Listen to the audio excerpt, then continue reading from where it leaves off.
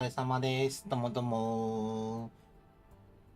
今日もまったりアースリバイバル配信始めていきます。よろしくお願いします。今日はね、ちょっとだいぶスタートが遅れてしまったんですが、後半、終盤というかね、9時半から今日はギルド戦があるのでね、そのギルド戦をメインに、いろいろその間にね、進行していきたいと思います。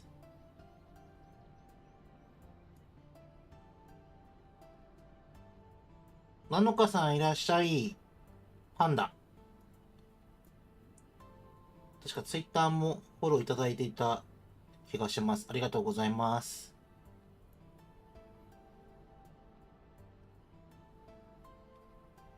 アスリバもやっているのかな。どうなんだろう。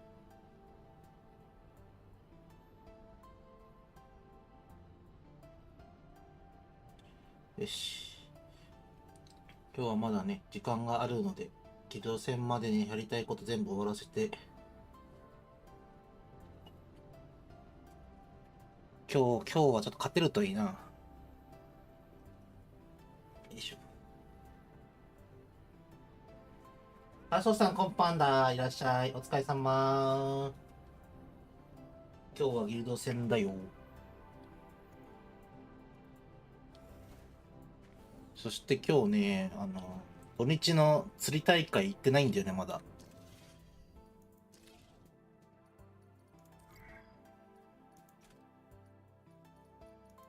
こっからやろうか。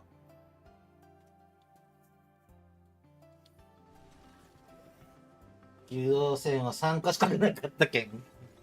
それはしゃあない。それはしゃあないよ。いうギルドのメンバーを増やして、ギルドのメンバーいても参加できないとかあるけどね。日々の貢献値だっけ、活躍度みたいななんかあるじゃん。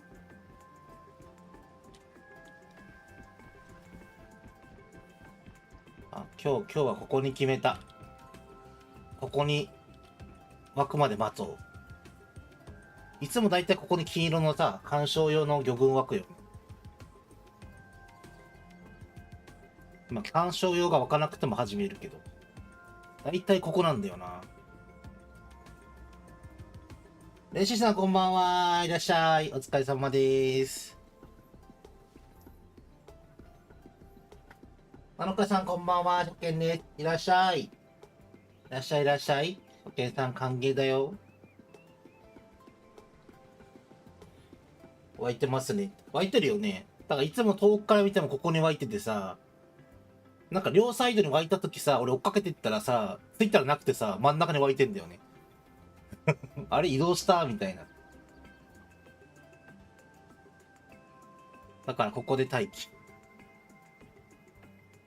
七日さんはアスリバやってるのかな。後ろに湧いた。後ろに玉が湧いたぞ。前に来なかったぞ。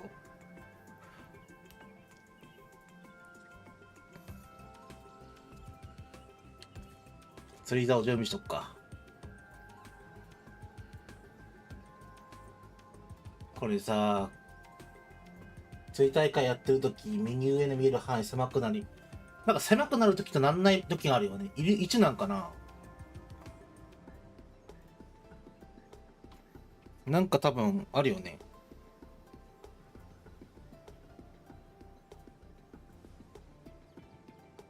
途中で狭くなったり、広くなったり。大体雨ですね。もうリアルパンダの周辺めっちゃ雨で雷やばいで。なんか寝ようかなと思ってさ、ゴロゴロしてたっけさ、ドコーンとかなってさ、めっちゃびっくりした今日。でさ、めっちゃやばいじゃんとか思ったら次に、なんか、ドコーンじゃないんだけど、すんげえ振動きて、絶対近所に落ちたやんとか思って見に行ってた俺。ベランダから開けて。まだやってないんだ。これからやる予定ですか？ワクワク。ワクワク。停電でパソコン落ちなくてよかった。落ちなかったん近くじゃないんかな。それかこのうちのマンションは調子調子じゃないや。ちゃんと飛来心があって大丈夫だったのかな。それかうちのマンションに落ちないように周りに飛来心立ってんのかな。犠牲になってもらおうかって。アスレバ、アスレバ。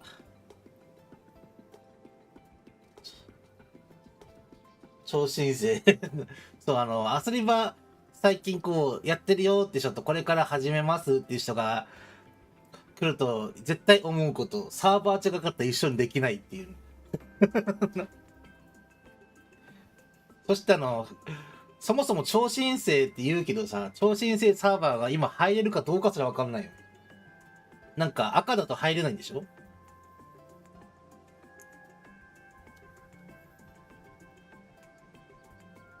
なんかすでに作ってる人は入れるけど、新赤が作れないみたいなさ。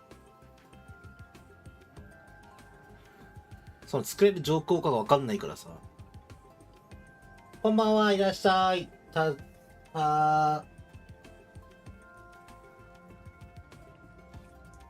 立岡さんなのか、立岡さんなのか、どっちなんだろうか。いらっしゃいませ。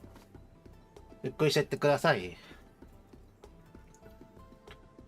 ちなみに今日のタイトルに書いてるギルド戦は9時半からです。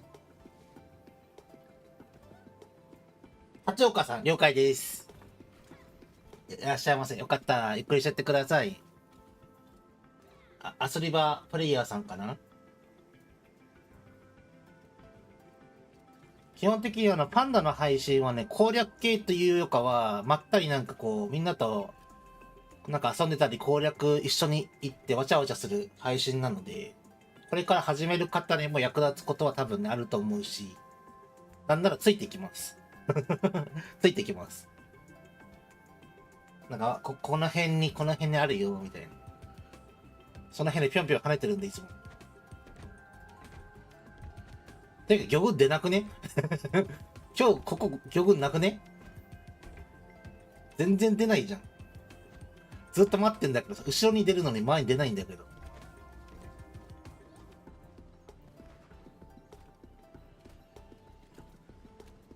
里文字さんって今学生ですか？学生じゃないです。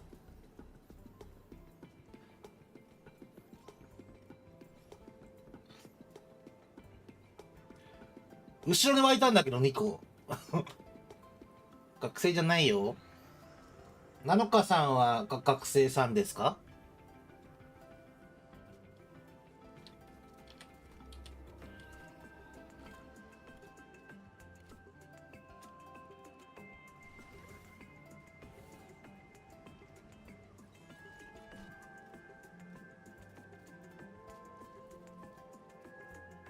全然魚群来ない。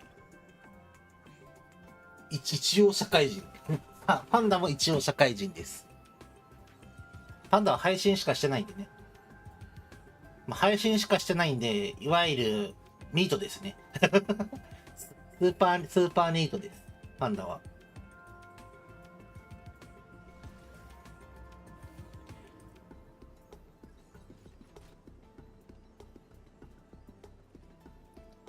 マジ魚群わかんねえ。これからフィーバーかな、ここ。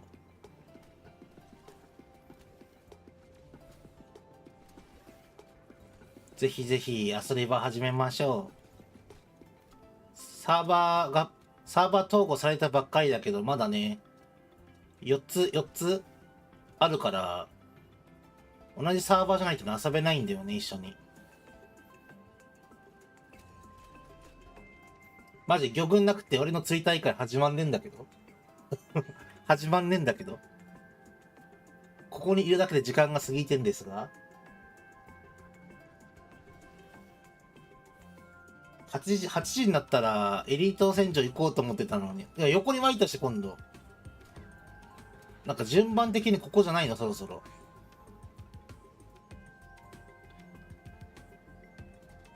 朝マークいらっしゃい。ハロー。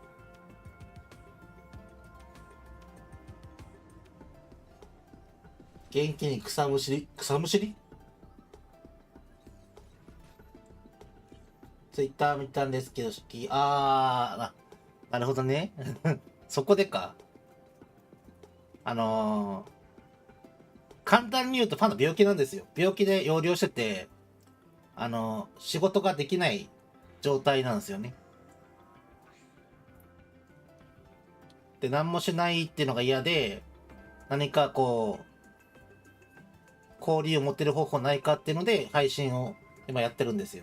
もう、まあ、配信でこう、なんだろう、コミュニティの中に入って、まあ、その病気の兼ね合いもあるんですけど、まあ、改善していけたらなっていう目的でやっております。で、その配信もまだね、もともと別のプラットフォームにいたけど、YouTube 入ってまだ来てない、間もないので、まあ、収入という収入がない状態でやってるので、結構大変な思いしてるんですけど、ここ最近ちょっと、異常にひどくて、なんか、支払いがまあめっちゃリアルな話になってるけど。だか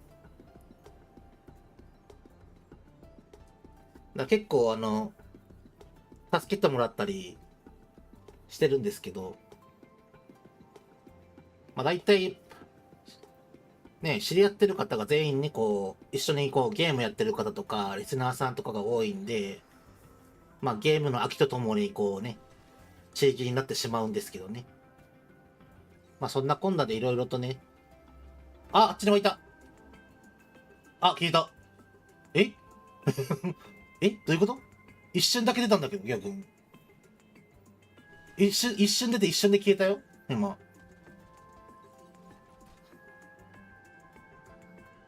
あ、草刈りそっちか。リアル草刈りじゃないの。大変そう、大変だよ。なんか、最近な、もう、精神的なバランスおかしくなってきたからね。いろいろ言われて。おとといかな、おとといぐらいなんか倒れて病院行ったら、なんか、もうあなたどういう生活してるんですかガチで怒られて、いや、こういう生活してますって言ったら、生活の仕方にあんまり口は挟まんけど、なんか栄養出張やってるから、ちゃんと栄養取りましょう言われて、マジですかみたいな。そうなんですか、大変なんですね。そう、大変なの。大変なんだけど、この大変さが結構、もう、なんだろう、実際そうなった人しかわからないから、まあ、周りからね、いろいろ厳しい意見もあるけど、まあ、それでもね、なんか、もともと仕事ちゃんとできてた人だから、何もできないっていうのが認めたくないっていうか、受け入れられなくて、余計ちょっとね、精神的に参っとるから、こう、配信とか一から始めて、なんかこう、形になれたらいいなっていう目標で、モチベーション保ってる。配信頑張ってくださいってありがとう。リアル草刈りは、もうビッグモーターよろしく。あ、除草剤するとさ、なんかその近辺触りたくなくないもん。一人暮らしですよ。住んでますよ。ペットが飼いたいけど、ペット飼っちゃいけないマンションだからさ、でも、あ、来たきょうくん、真正面来た。あ、なんで邪魔された。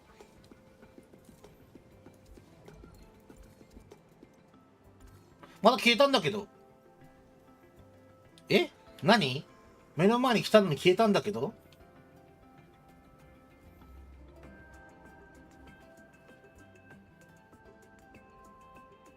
全然詳しくないけど、生活保護みたいな。いろいろね、保護とかじゃないけど、いろいろ手当は受けてるよ。なんか病院代とかも全部結構サポートしてもらったりしてるけど、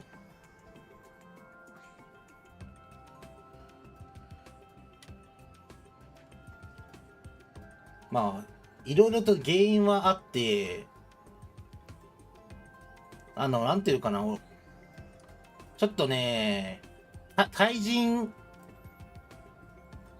恐怖症とか、不安症とか、パニック症とか、結構、いろんなものが一緒になってて、俺外に出れないんだよね、あんまり。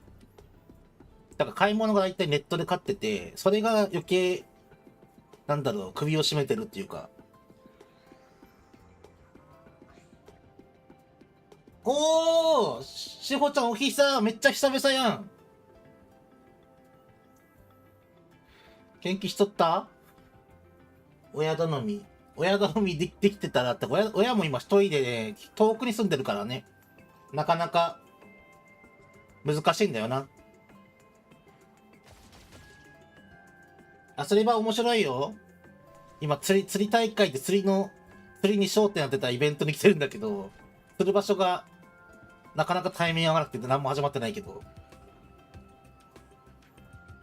ああ、それなかなか厳しいよね。まあそんな中で頑張ってるんですよ。で、いろんな人から結構支えてもらいながら、こうしてね、配信ができてるんで、本当ありがたい。しょうちゃん、おひさよ、まあまあ元気なはず。まあまあなの。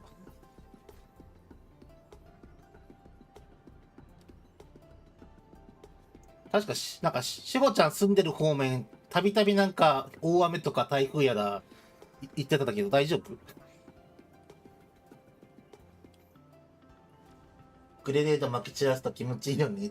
やってる方は気持ちいいね。やられてる方はたまったもんじゃねえけどな。仕事変わったんだ。そっかそっか。新しい職場は大変そうだね。慣れるまで頑張り。俺仕事好きだからな、基本、パンダは。なんか大変な仕事でもなんかさ、ちゃんと評価されるところはめっちゃ頑張る人だけど、今できないから余計しんどい俺。そのありがとう、頑張ってねって、頑張る。むしろ今めっちゃ頑張ってる。めっちゃ頑張ってるよ、活動。ここ何日か完全死んでたけど。待って、魚群来ないからもう移動するわ、もう。次どっか行こう。ここ釣る、ここ、ちょっと、長めに釣りたいか出たばっかがいいんだよな。この前台風の時大変。だよね。台風。今日台風今来てないけど、パンダのとこめっちゃね、雷やばいよ。あれ魚群出ないかな。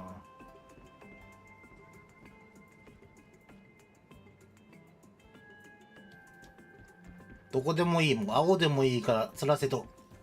ここ2箇所しかないじゃん。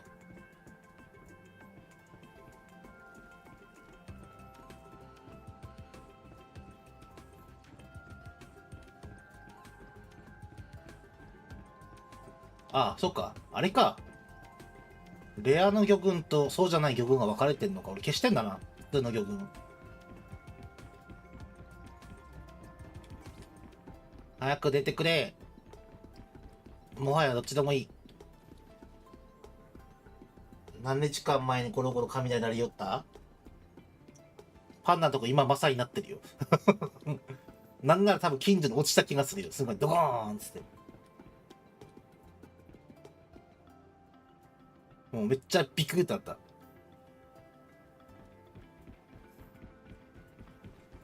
魚群がない。やばいじゃん。もう釣りやめようか。エリート戦場行こうか。なんかこう、アスリバの楽しいところを、今さ、探索とか全部終わっちゃってるからさ、見せれるって言ったら、エリート戦場とかじゃない？ギルド戦は9時半だしな。釣り、釣り、魚群、もういいや。ここでいっか。もう一投投げるとね、制限時間6分で始まっちゃうんだよね。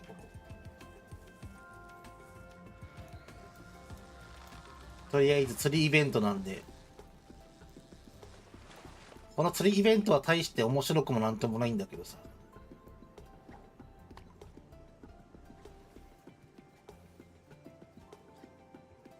ポイント貯めたらさ、交換できる景品があるから、結構遊び場ってこういうのが多いね。なんかあ、出たし、今頃。あ、消えたし。なんで？まあいいや、ここにあるから。なんで今、不具合出てんの？出たと思ったら消えた。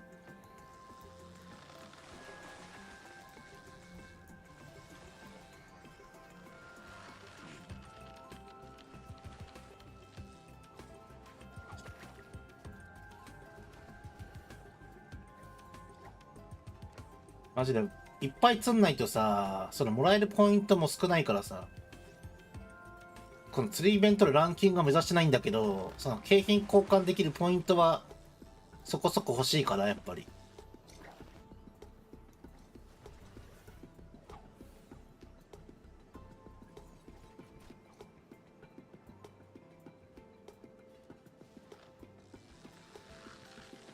おお、なんか、はいはいはいはいはいはい。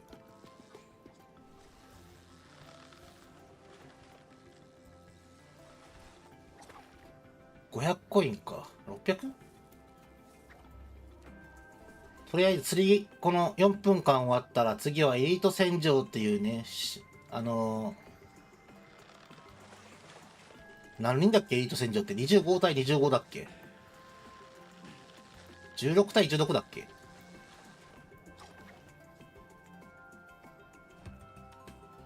16 対16か。エリート戦場。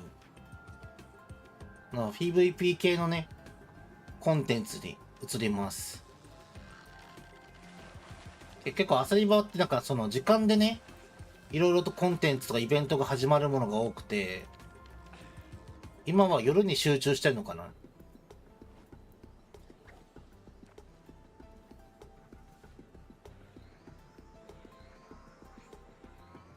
今日9時からはなんか究極クイズっていう毎週ね、日曜日にあるクイズがあるんだけど、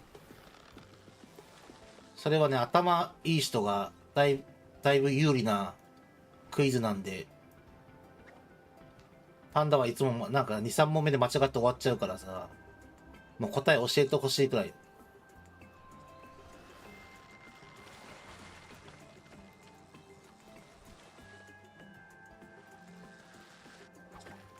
モフさんこんばんは。コンパンダいらっしゃい。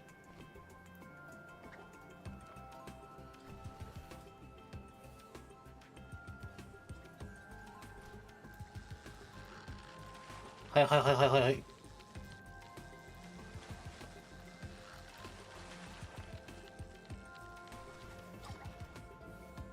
もっとアスリーバー勢が増えてほしいな。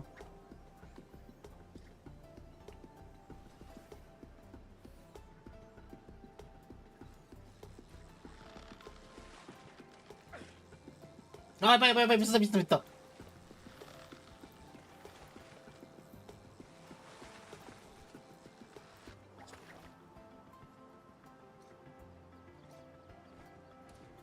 今日の流星終わった？どうした？対戦相手が強いとこな。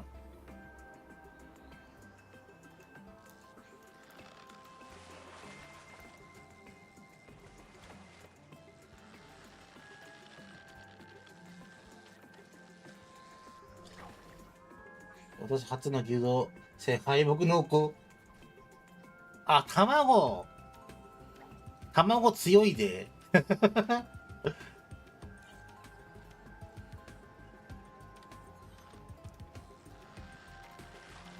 卵はギルドランキングにそぐわない強さを持ってるからな。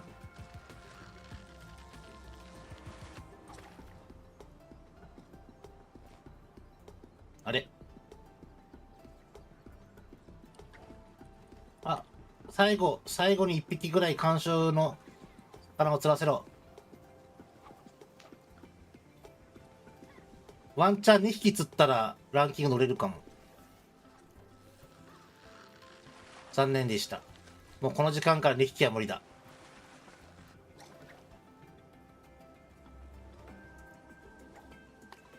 ワイルドハム用意しないと。ひまわりじゃないの？ハム？あ、卵ハムか。ハムサンド？多分ゆで卵準備していくと喜ぶよ。ゆで卵さんは。ワンチャン釣れた。突然。もう一匹、もう一匹。せめてもう一匹。9000まで行きたい。急げ急げ。残り10秒だ。これで何でも9、いった。よし、9000いった。はい。パンダの追終了。6750ポイント。そう、生卵さんだってさ、食材に卵を増やしてくださいって言ってるぐらいだから。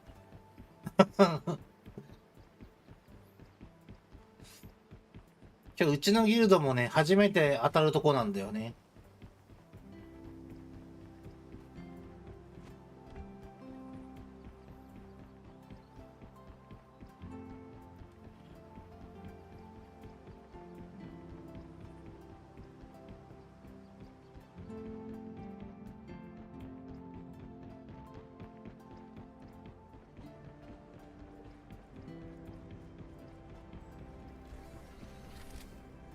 これシェルターに戻って、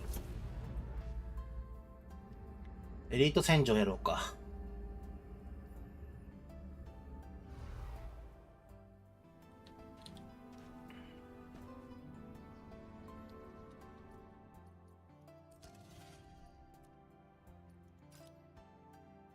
大会途中配信途中で作るお家行ってらっしゃい。エリート戦場16対16の PVP です。こっちの方がいいよね、絶対。まあ日課なんだけど、これもまた。最近エリート戦場もマッチングしなくなってきたよな。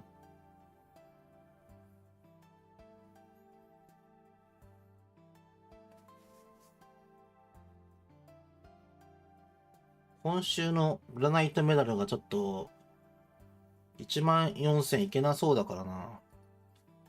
他のコンテンツもやらないとな。10700でしょ。で、今日1500。あ、いけるか。1500もらって、エデン行って600もらって、足りねえな。車だな、これは。車やるしかねえな。車で稼ぎながら報酬をもらえばワンチャンいける。14000まで。今日で終わりだもんな。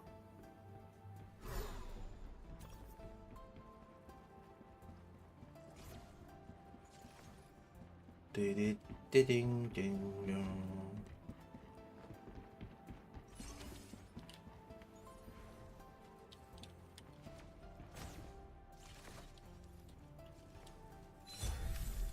よし、イェイ。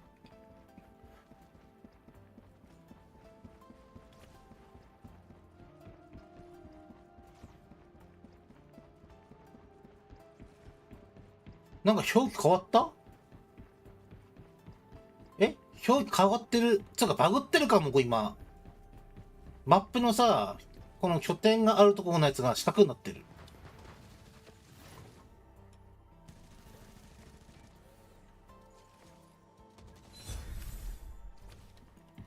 バグってるかもしれん。さっきもやっぱバグってたんかな、魚群消えてんの。拠点が四角になってる。これしよう。絶対違うよね。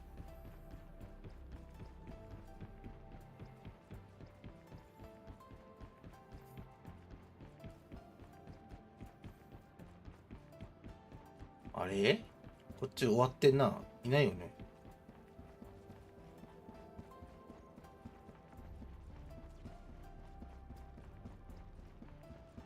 あ、取られたな。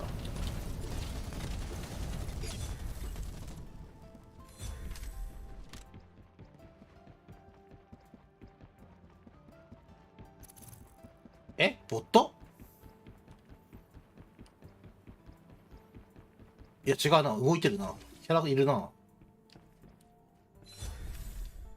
まさかボット戦じゃないよな。なんで俺一人しか倒してないのに、王冠ついた？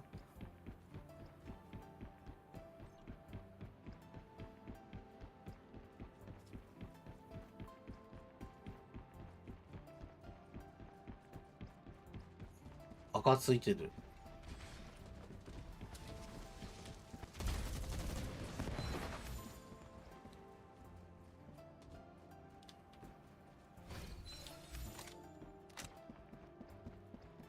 めっちゃ見づらい、これ。この表記。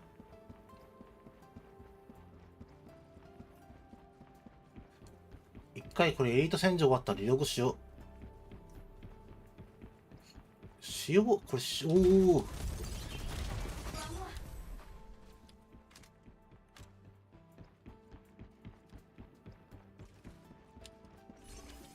みんな来た。これは敵もびっくりだわ、こんだけいたら。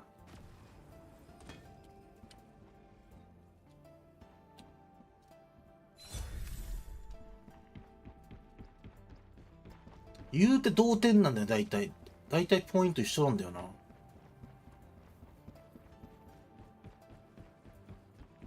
なんかちょうどさ、自分の陣営が回ってるのと対照的に動いてる敵もね。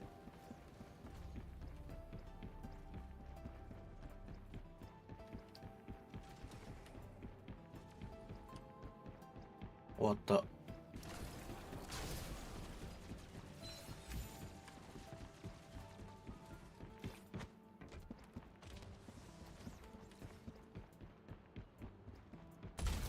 いけた。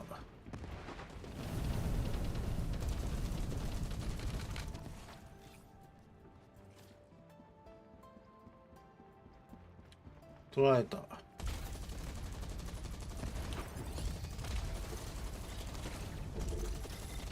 めっちゃいんじゃん、ここに。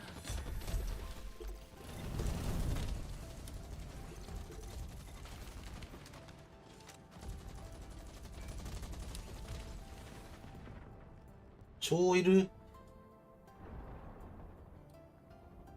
私も最近のボットか悩む試合。ちゃんと強いよね、これ。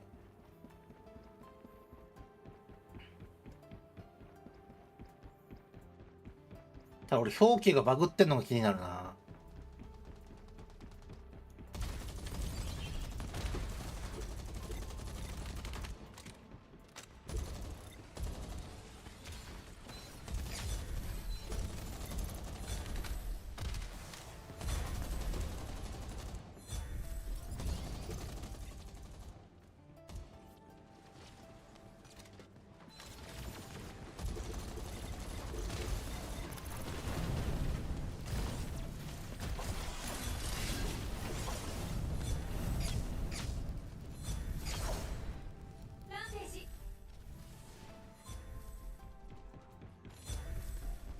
ね、キーさんいらっしゃい。お疲れ様で、ギルド戦頑張りましょう。頑張ろう。あ、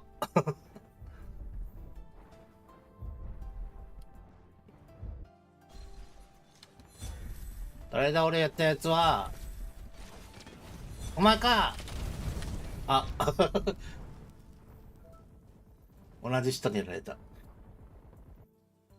あ、3度目の正直来た。ここ行った。エルメス。さすがにもう生きてないか。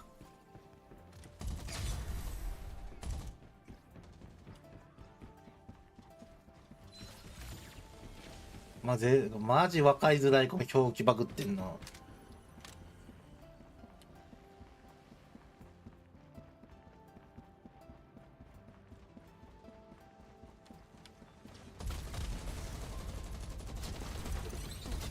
あ、こっち行った。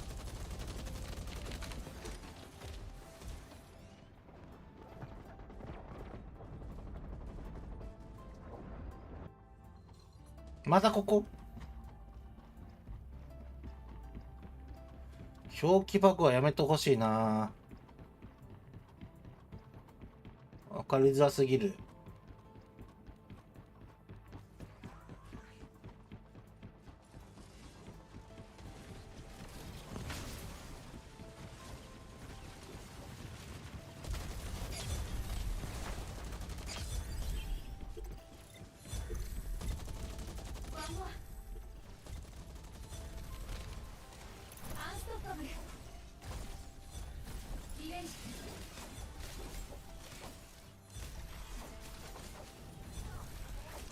んいた。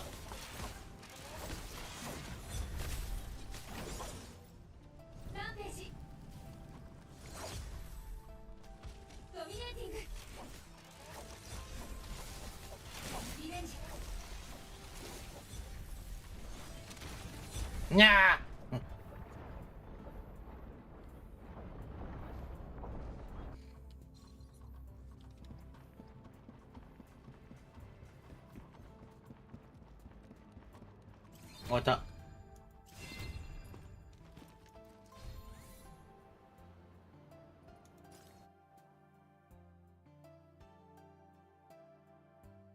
絶対これバグってるから、ちょっとリログしよう。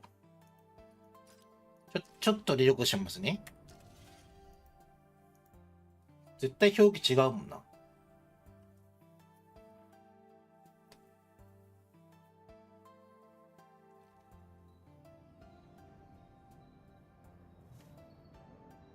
で、もう一回、もう一戦。で、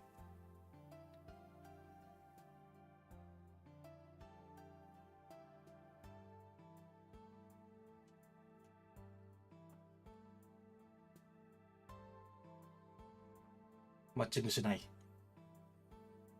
これで同じだったら仕様だな。いや違う、絶対違えよな。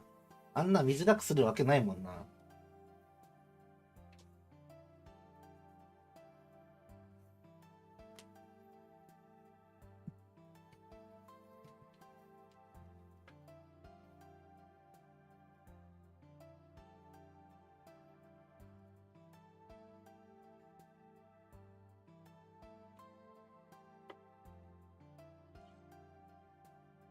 なんでこんなマッチングしねえんだ。みんな車やってんのかな。来た。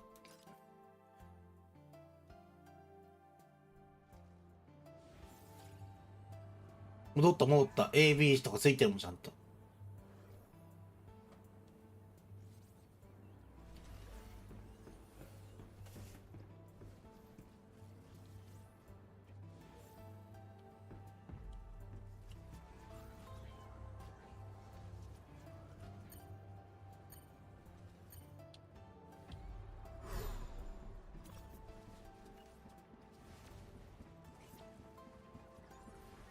C から行こうかな。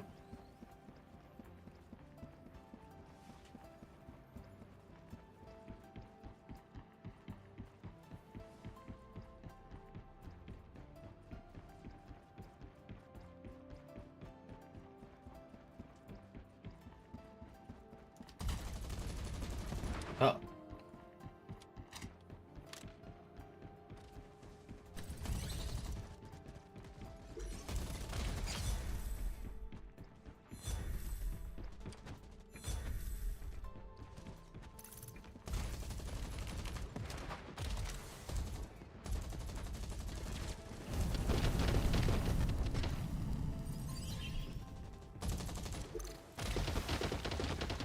うわぁ。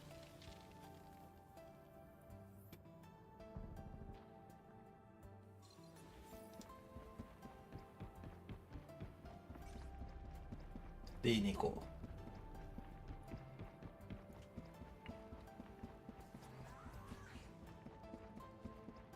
う。D いないか。無人。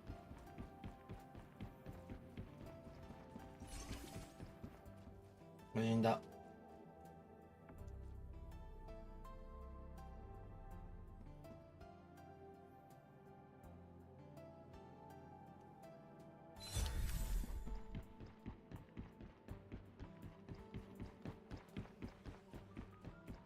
いいよ、もう取れるな。よし、C 行こ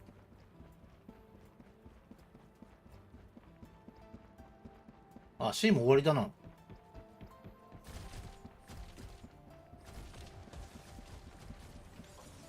敵いんのかい。いや、見えね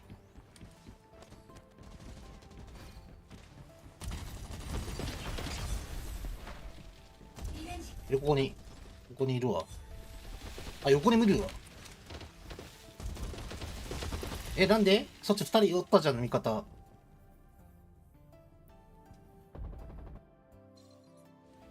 そっちから来ないと思ってたら、普通に、だな。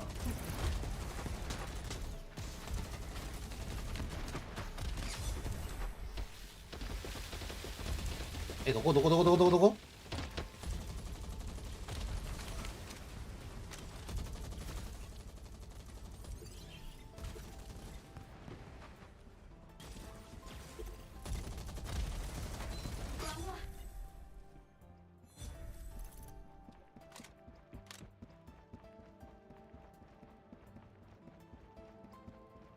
回復欲しいな。おっとっとっと。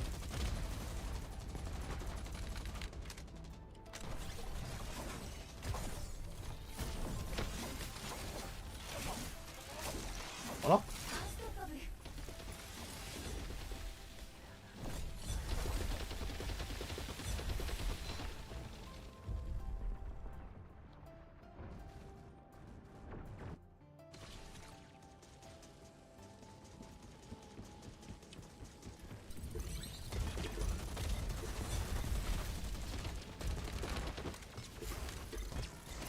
いて、なんだよ。これさっきのヘルメス使ってる人だ。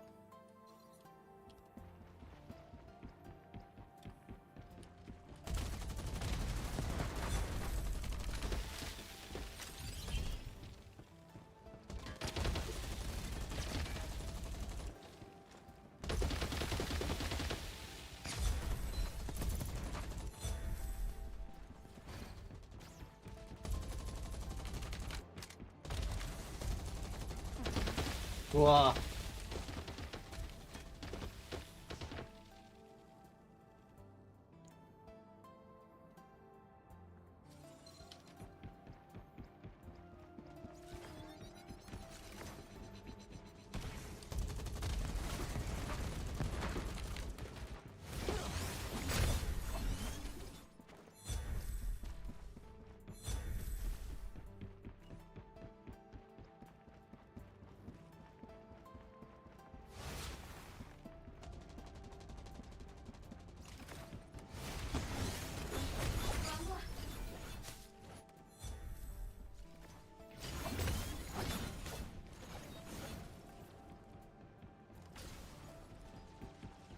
刀強っ。刀強っ。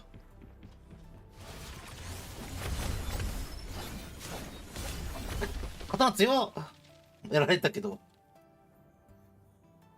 刀ガチで鍛えたら強そう、めっちゃ。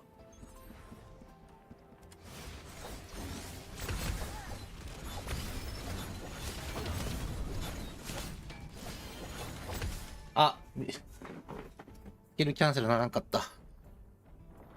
仕留めたかったな、今。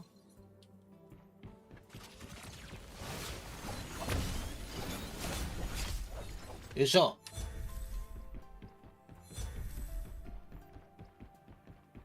刀強っ。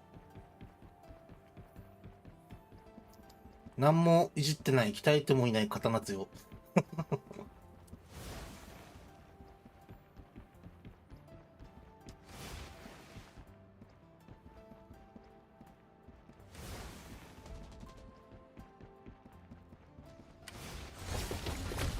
あ、間違った。押し間違えたー。あ、待って待って待って待って。なんでマジで。めっちゃ押し間違いしまってる。指が死んでる。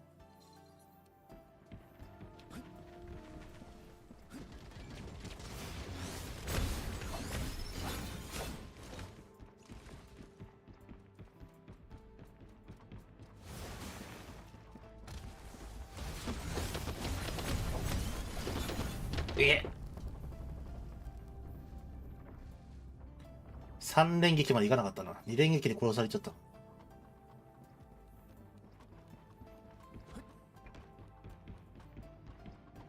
やべ、刀鍛えたら超強いぞ、これは。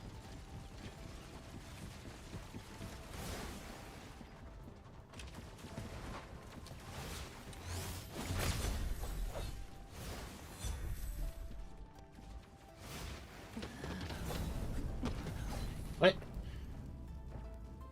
まあ言うてやっぱ使い慣れてないとあれだな。なかなか難しいとこあるな、やっぱ。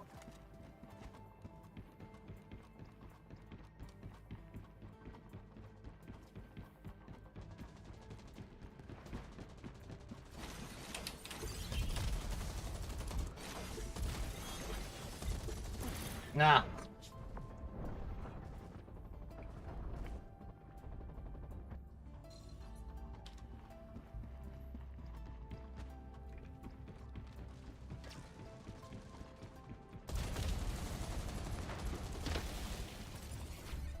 負けた。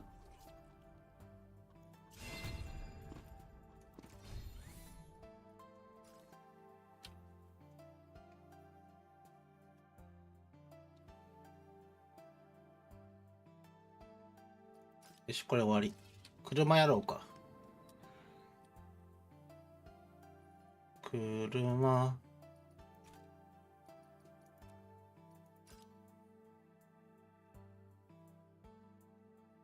車マッチングすんのかな。しばらくやってねえけど。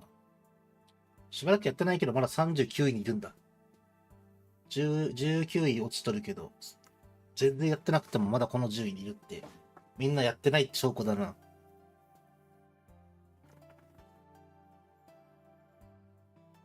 この報酬欲しいな。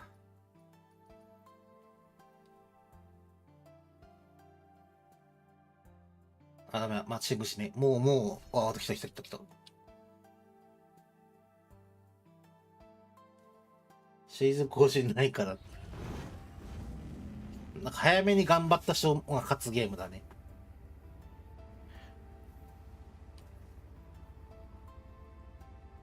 あ、これはシーズンっていうか期間限定イベントだしな。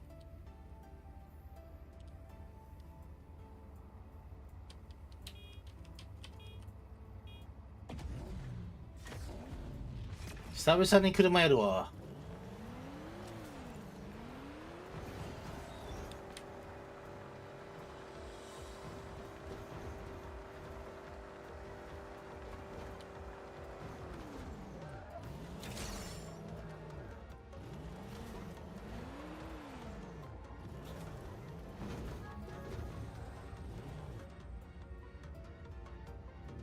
すんげえ近くにいる。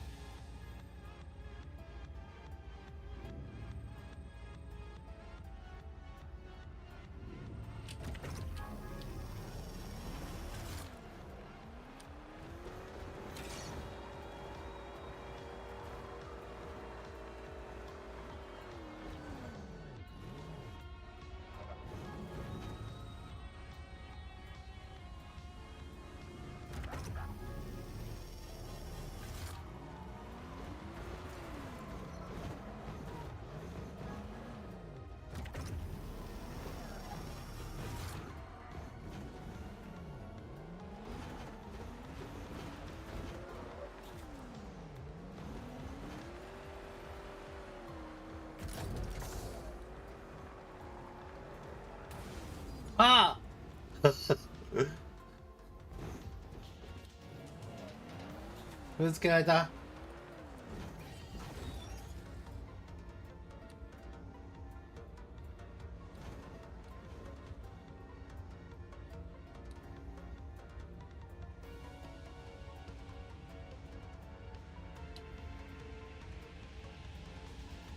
よし、行くぞ。あ、おお、ああ、そう。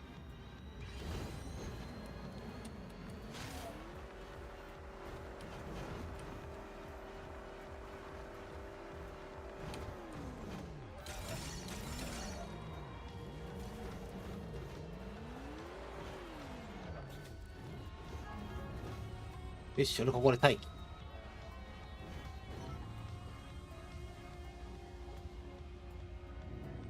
あれ、みんな敵どこにいんだ。鬼がどこにいるかわかんね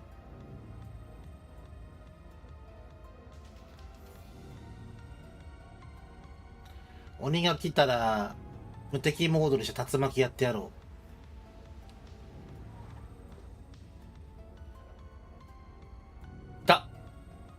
う。上走ってる。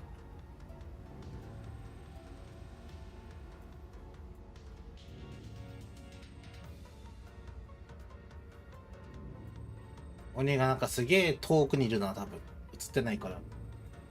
これは楽勝。あ、爆発してる。あ、来た、いた。いたけども。ああ、誰か落ちた。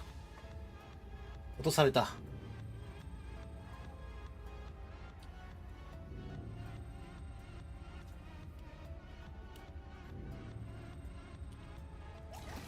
ああ二人目。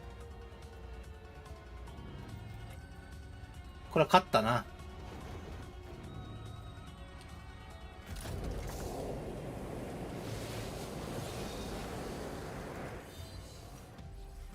イエーイ。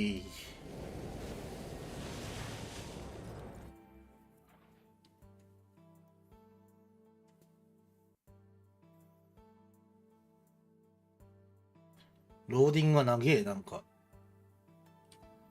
今何ポイントなんだ？ 12,350。やばいぞ、これは。だいぶ、もうもらわないと、これは。あそこの150はもらったとして、180で積み立てして、500もらって、ここで10回ぐらいやればなんとかいけるかな。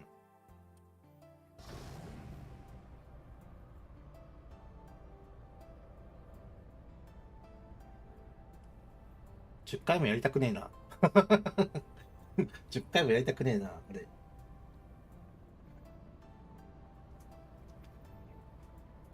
3回でもうお腹いっぱいだな。あ、鬼になっちゃった。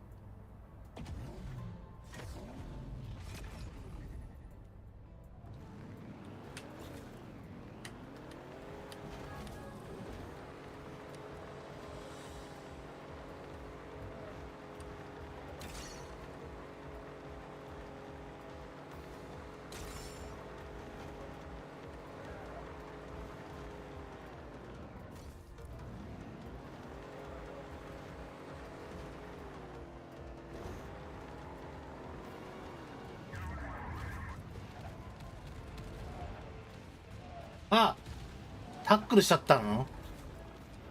タックルしちゃダメよ。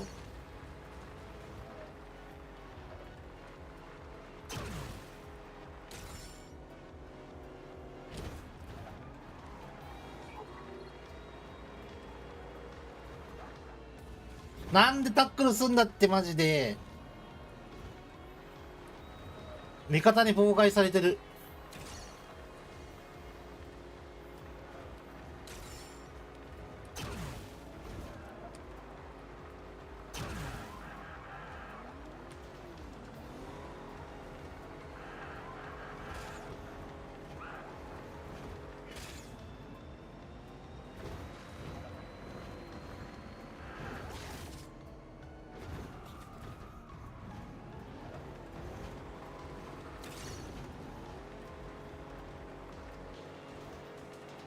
おっと来た。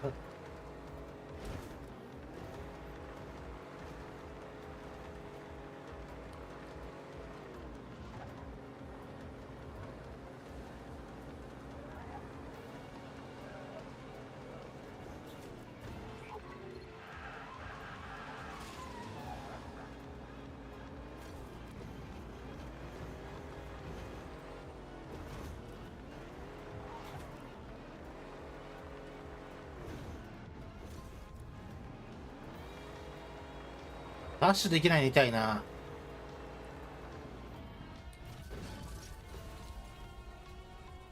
エイド戦場のボットって一番しんどいよね。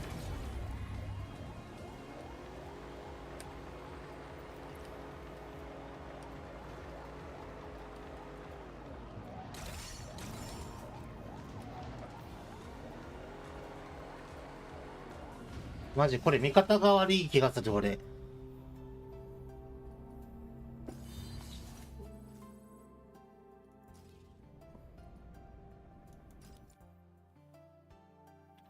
タックルしちゃダメよ。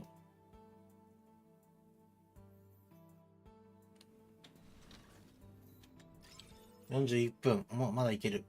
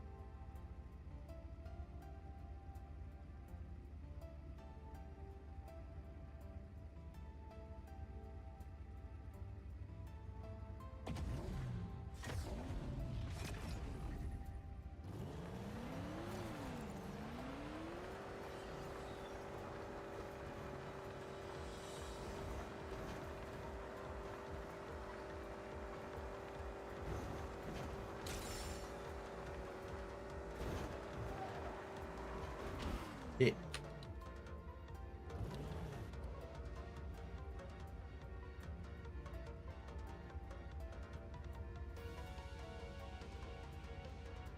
待ってる、あそこで。えい。痛い。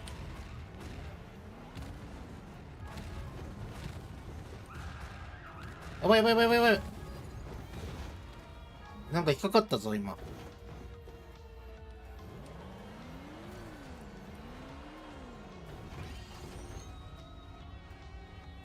こっち来るかな。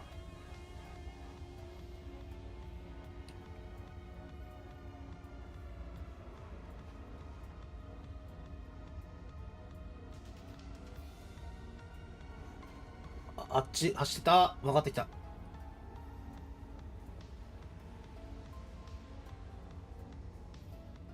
耐久値がないんよ、今。なんか速くない、あの車。姿見えないけど。やばいって、鬼が見えない。鬼見えないって。姿。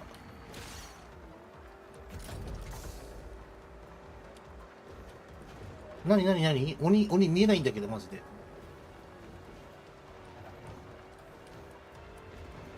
鬼も姿消せるようになったもん。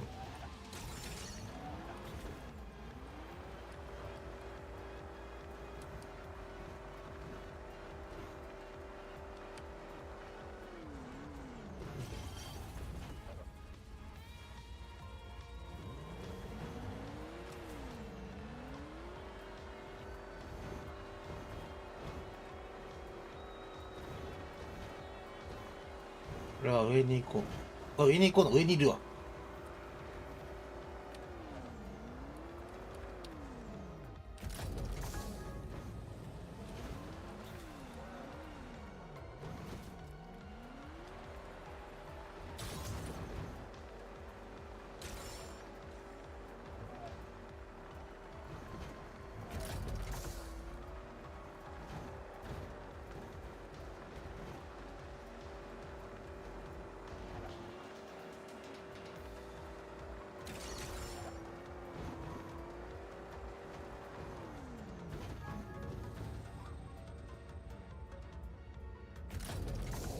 帰りー。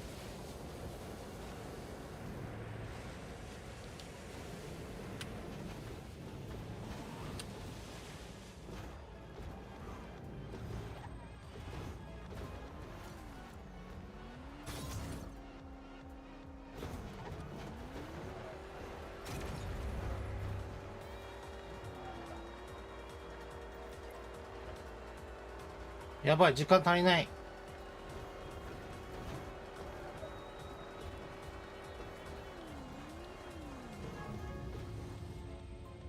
間に合うか。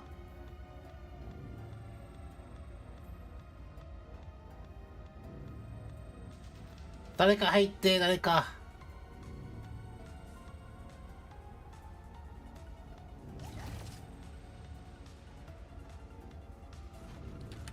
ナイスナイスナイス。よし、これで勝った。間に合わなかった。何かやり忘れてると思ったらデイリーやってなかった。やばい。デイリーはやばい。絶対今勝ったと思ったのに。俺めっちゃなんか鬼カラスに嫌われるようなことやってたよな。自分から行って竜巻に入れて逃げていくみたいな。今日ローディング長くね。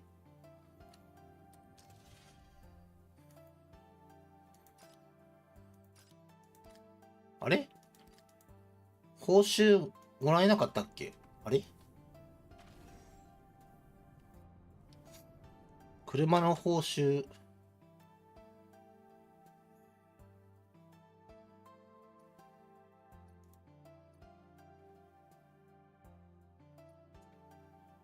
あれ、車報酬もらえなかったん。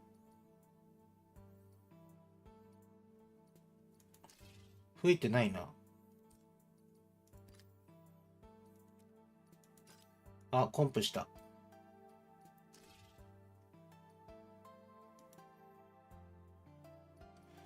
何やる、エデインか。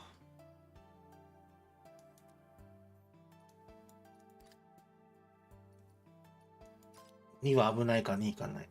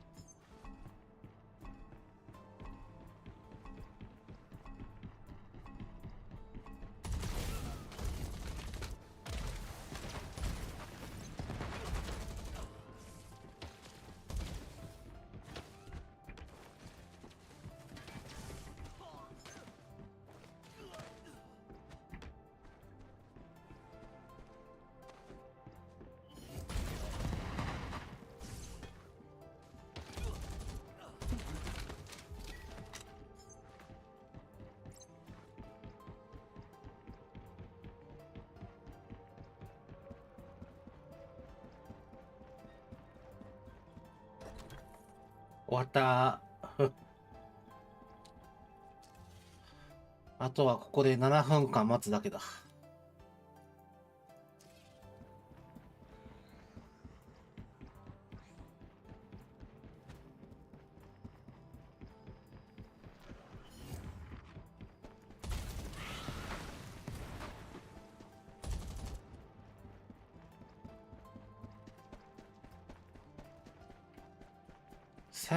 1000枚くらいはちょっと勘弁してやるしかないな、これ。車を鬼のようにやるしかないもんなと。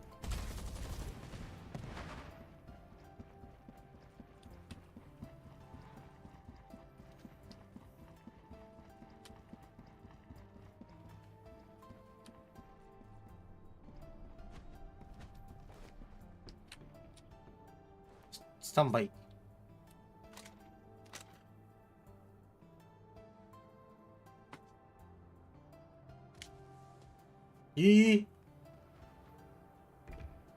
なんか撃たれた今、誰かに。木さんやろ、笹餅パンまで見えてるもんだって。笹餅パンまで見えてたよ、今。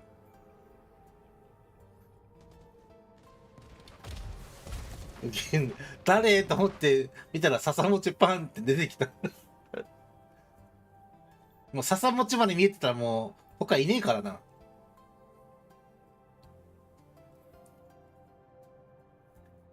あれないよ。笹餅パンだって5文字あるから横に投げんだよね。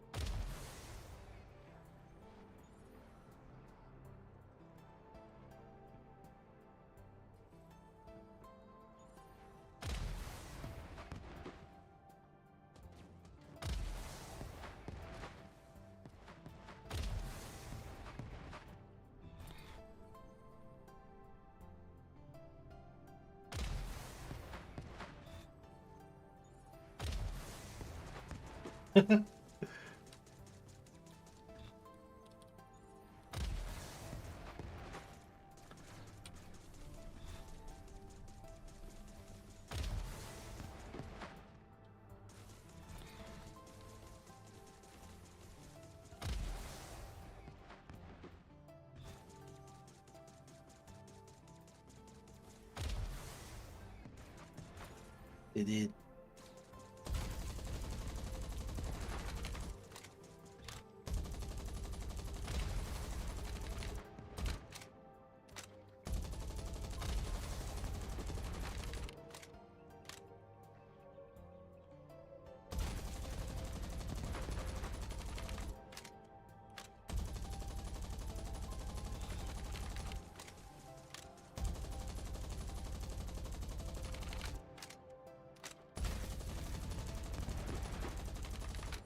もう壁が蜂の巣だってる。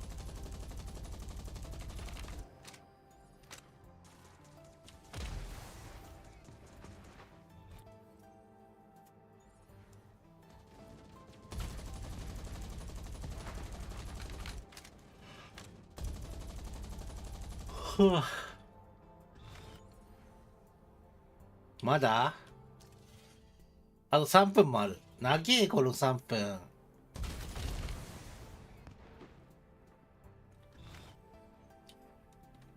3分長えよ。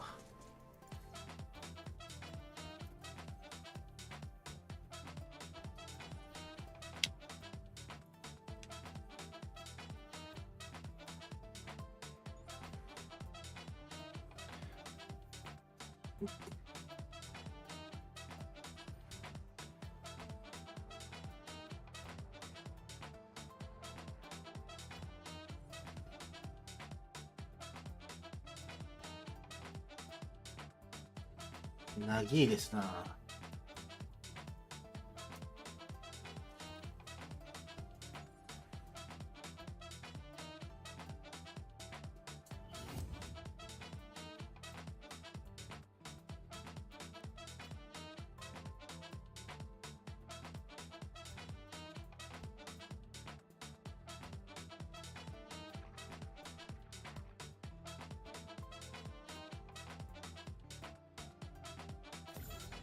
お、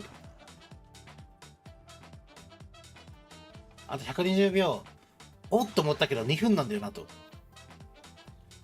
お、なんかしたら暴れてる。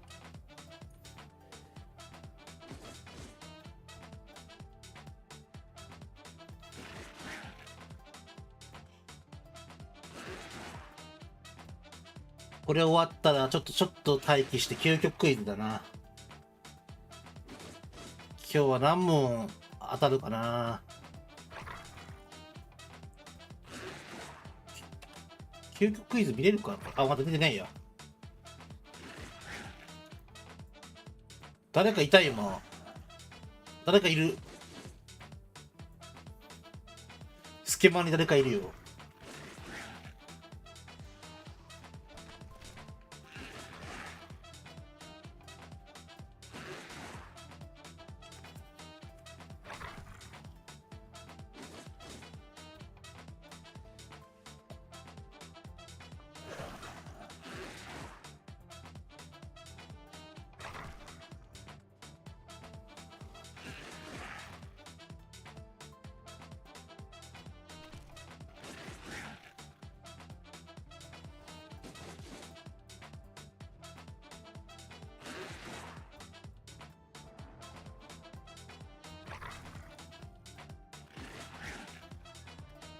あ、もう一人増えた。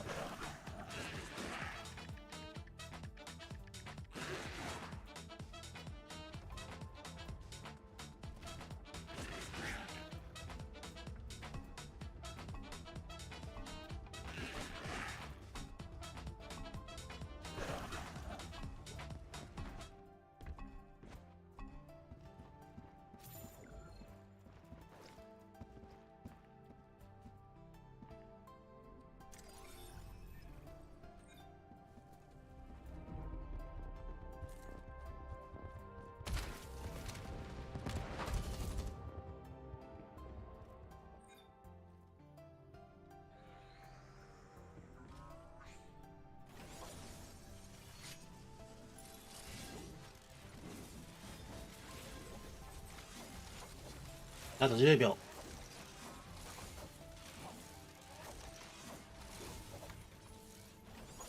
終わったー。よし、帰るぞ。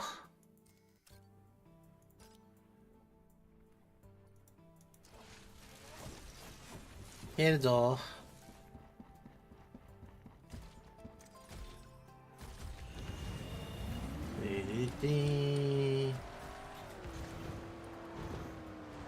あれ、道間違えた。こっちだった。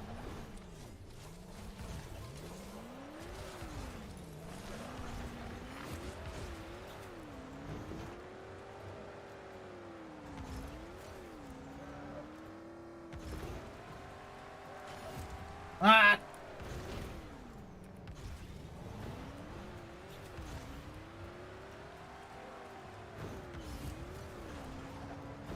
ーえ、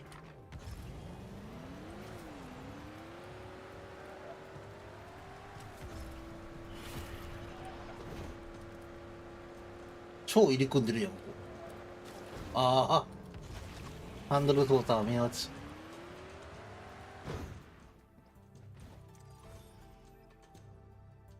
よし。まもなく究極クイズが始まるで。その前にちょっと、あれだわ。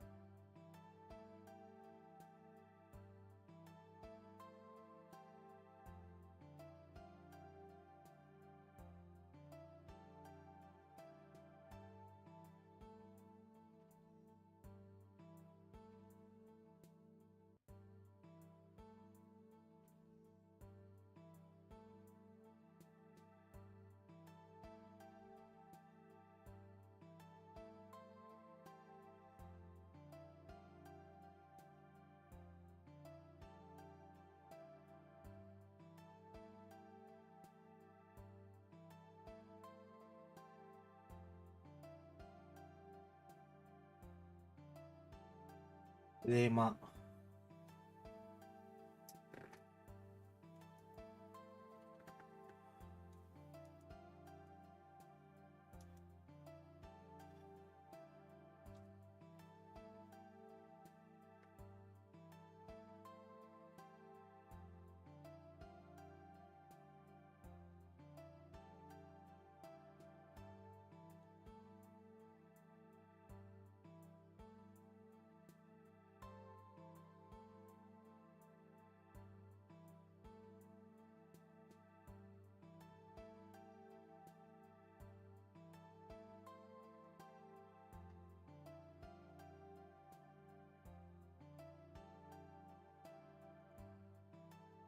よし。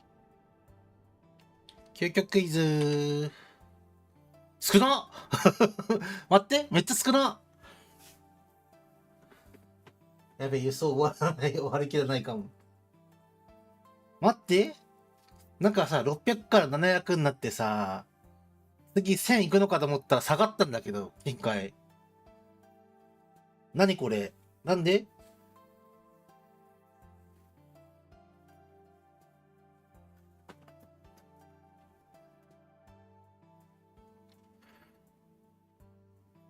やば。金塊超下がった。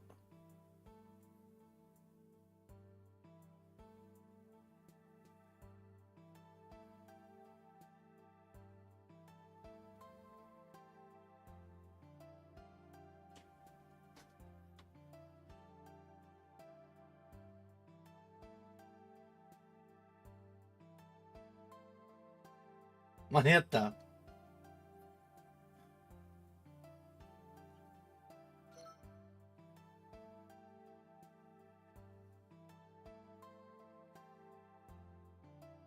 連名だけもらうイベント。やべえ。前回はまださ、700万あったからさ、ワンチャン3万とか4万稼げる感じだったけど、400はで少なすぎる。めちゃくちゃ頑張ってもさ、1万とかじゃない。相当難しいやつ来て、残り10人しか残りませんでしたったら結構もらえるかもだけど。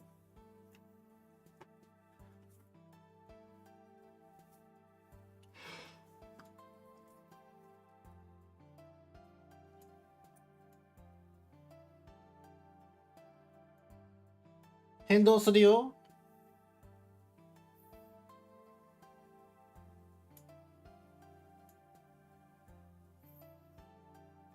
おかしいね。9月3日のさ、あれを境にさ、クロスプレイになりますって言ってたから、増えんのかと思ったら下がったんだけど。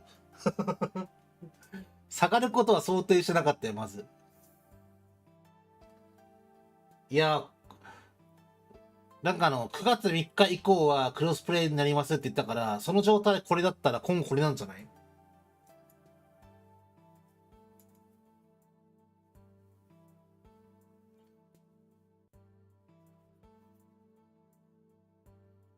ワルチャラ、究極クイズのチャット欄がすげえ荒れとる。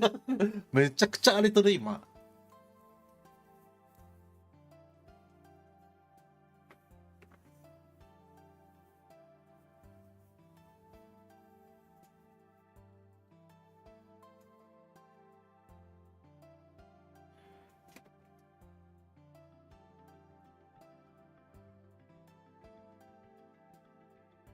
だ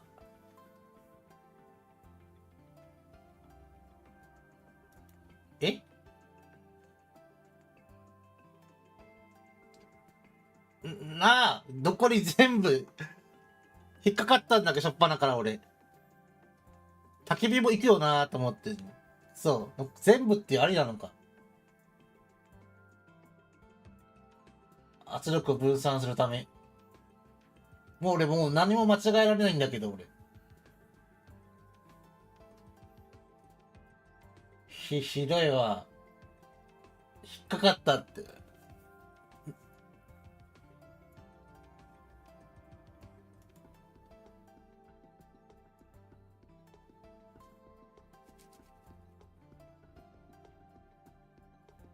やばいや、もう。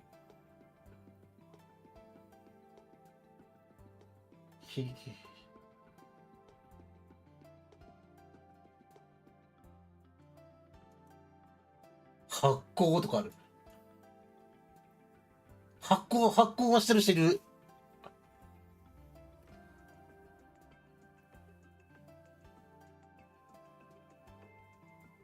光が最も早く伝わる電解質は、空気、何これ真空当たった。お、2000いった2000。ギリギリで耐えとる今。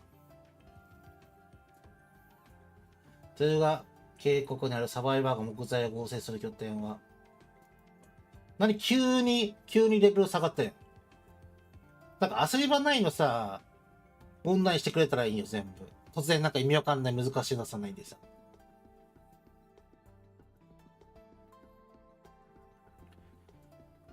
各武器メーカーの幅広く開発されて行ったものに、どういうこと？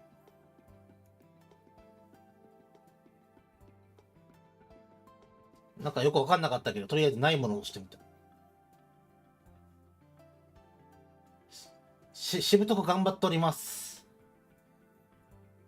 単一の炭素で構成されすべての鉱物の中で最も硬いもの、ダイヤモンド。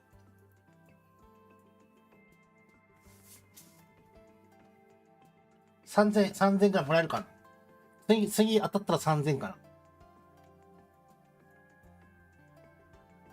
以下のイベントのうち、渓谷の造林地で行うものは、木の構成。何入浴って。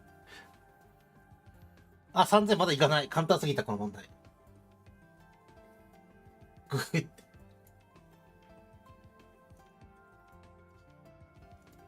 スキルの使用またはリロードを消費するもの。携帯電力。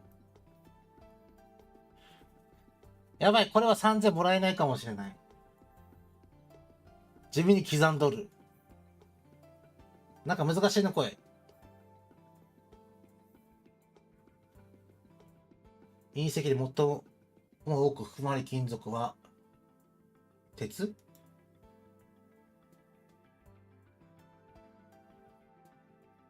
？3000いった！ 3000いったぞ。頑張ってるぞ。最初以外頑張ってるぞ、ずっと。スパークボーナスイベントは毎日何回 ?1 回。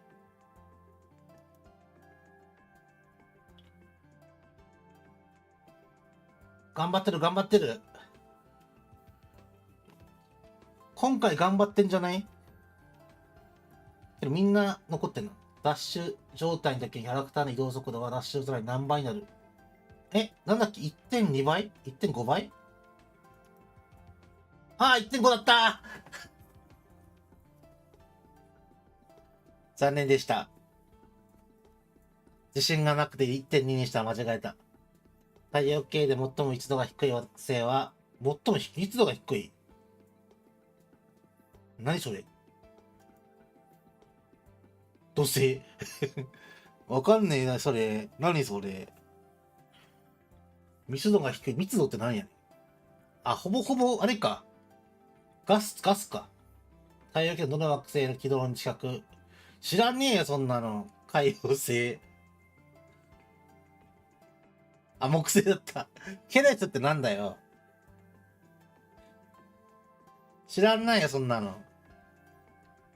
ゲームに関係ないやろ、このクイズ。いや、全問正解いっぱいいすぎやろ。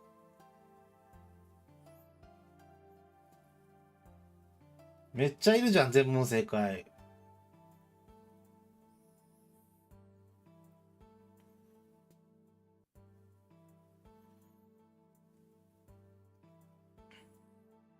クロスサーバー多いな。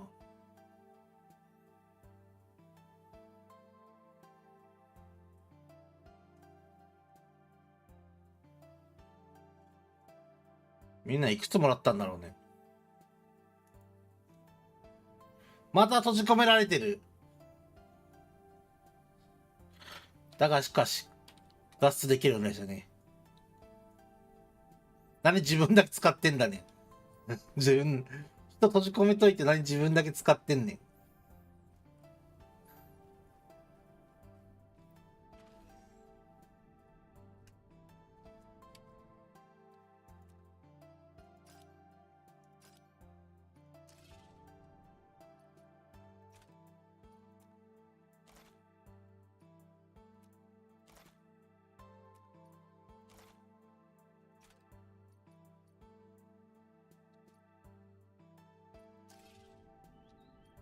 リード戦前少しでもな、強くなんねえかな。再構築チケットが足りなすぎる。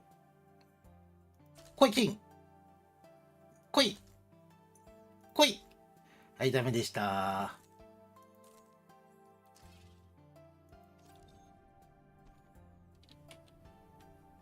あ、ハルソーさん来た。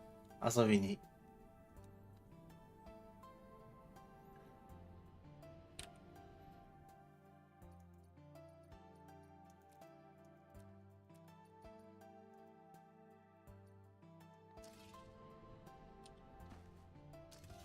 修理しとこう。あ、修理するもなかった。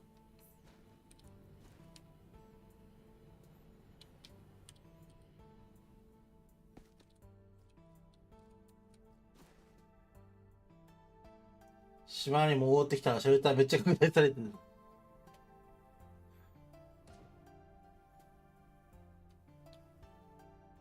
なんか撃たれたぞ。なんかいるあそこに。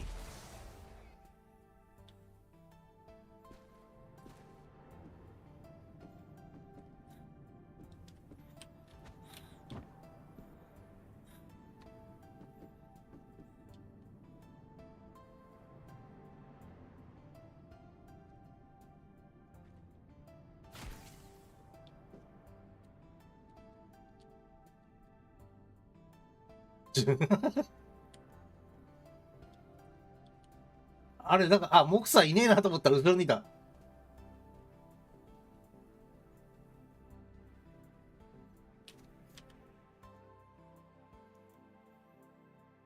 あ、飯は食わなくていいか。お腹空いてるけど、バフ飯食ったら満腹なるな。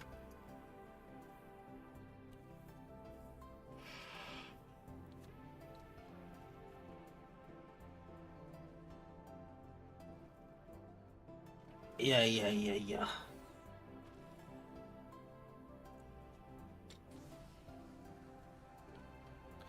ダメだよ。シェルター内で銃撃つとバグってずーっと銃声消えなくなるから。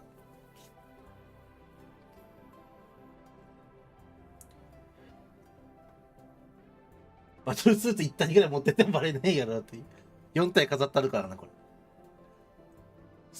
しかも持ってけるほど軽くねえよ。今脅しないの？俺昼間やった時なってたよ。ダラダラダラダラつって。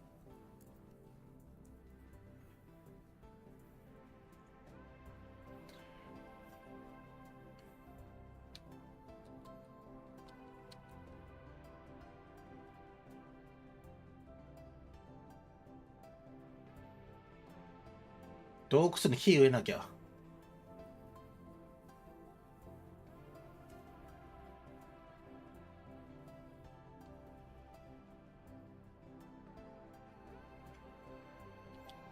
とりあえず入っとこうか。あ、間違った。お風呂に入んなきゃ。きれいにしとこう。なんかバトルスーツのお立ち台なんか占領するして今。なんか、横取りしてたよ。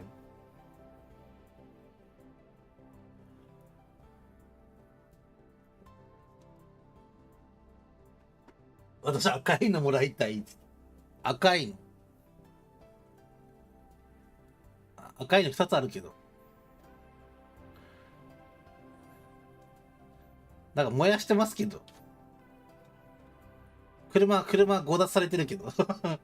車強奪されて事故ってんの。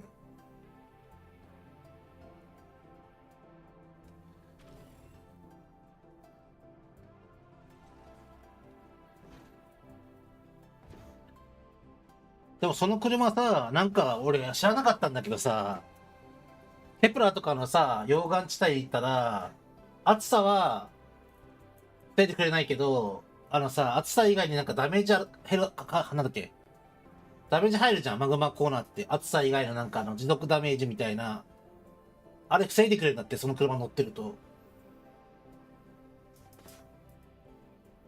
なんで持続ダメージの方を防ぐのに、暑さを防いでくれないのかは不思議だけど。前回のアップで俺知らなかった、それ。俺持ってないけどさ、その車。その車買ってないから持ってないけど。あ、え全部の車？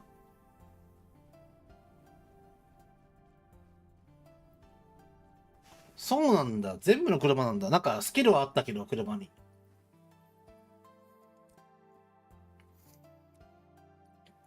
効果。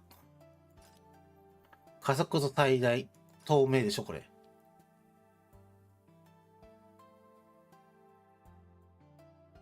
パナさんの腐った荷物攻撃もらいました。それ何なんだろうね。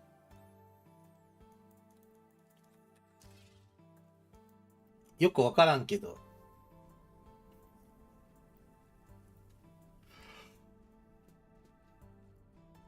あるいは初期だからか。あくまで課金とか何か無料じゃないやつに入ったのか。特典として。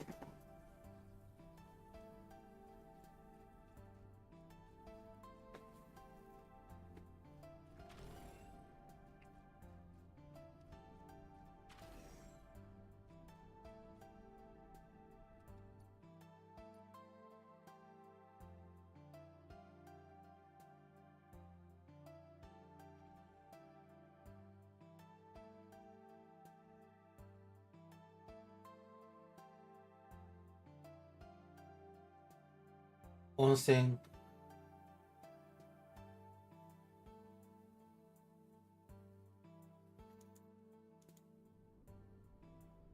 もうオイルまみれなのよ、こんだけ突っ込んできたら。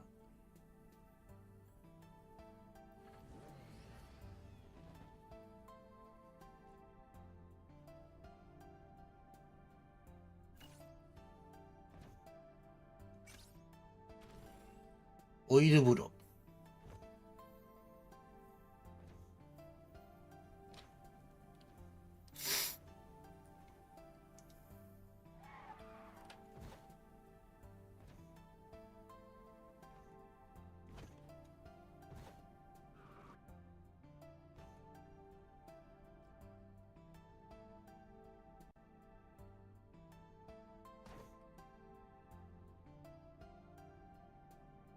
さあ、そろそろギルド戦の準備すっかな。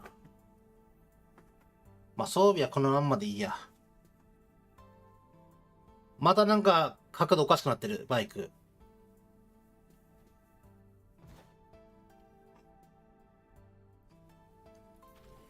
これ以上洗車するなら、肘曲がりさんの家がいいよ。全体湖なの？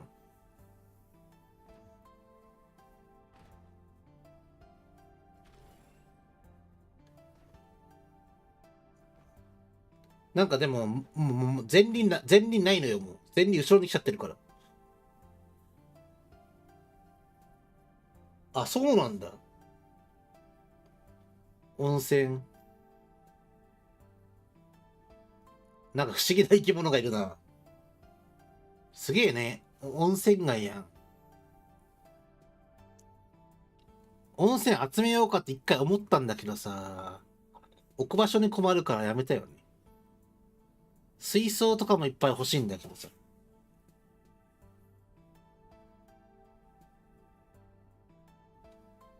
私のバイクはトランスフォーマー。なんか違う物体になってるけどな、もはや。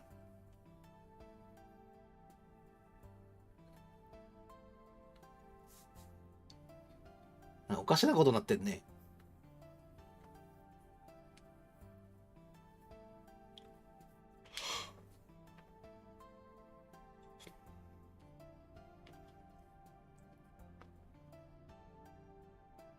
この状態で曲がれないんだ。でもハンドルねえからな、ハンドル後ろに来ちゃってるから。頭こすりつけてるだけだから、それ。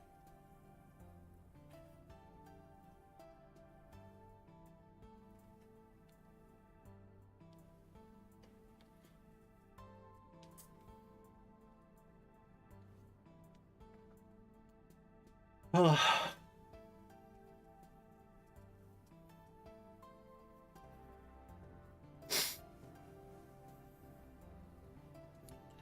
俺の銃未だに売れないな。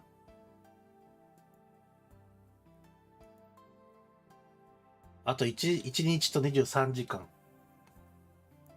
これ違う銃に変えたら売れるかな。刀とか、真夜中とか。フロストだから売れないんかな。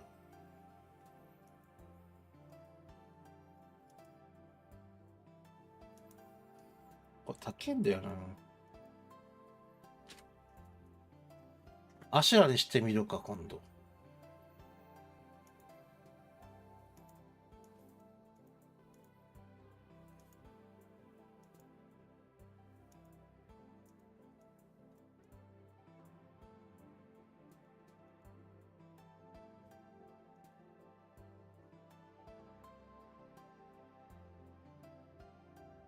今回、今回復余裕ある気がする。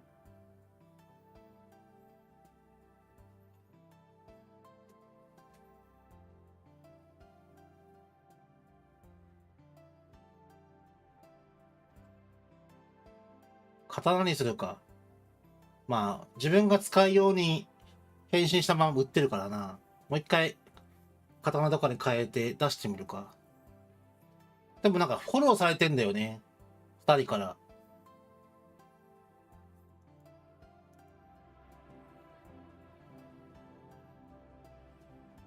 ああ、のんびりしらんないや。そろそろ行くよ。そろそろ行くよ。牛動線あるからね。移動してください、皆さん。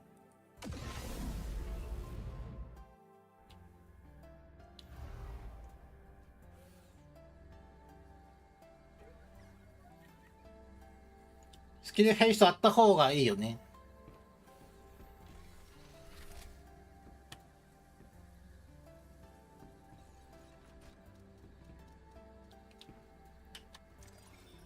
さてと、労働してくるか草刈りと石拾い。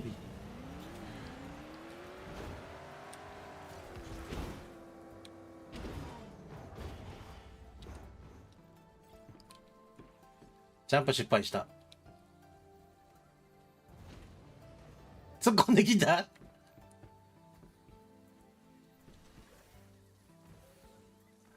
奥側に乗る予定だったら乗れなかったな。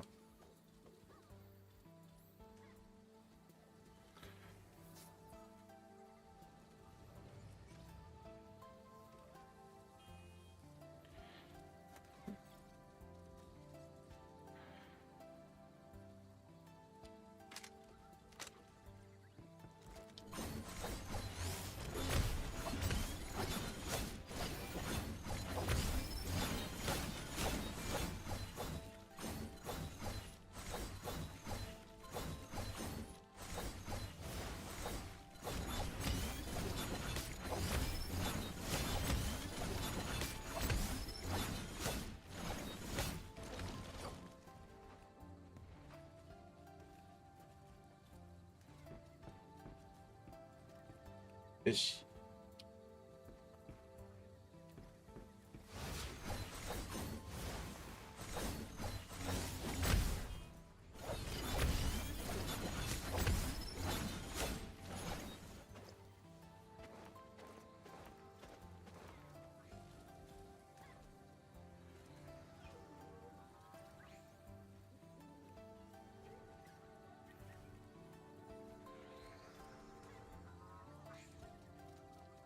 あ、さあ、まだかな。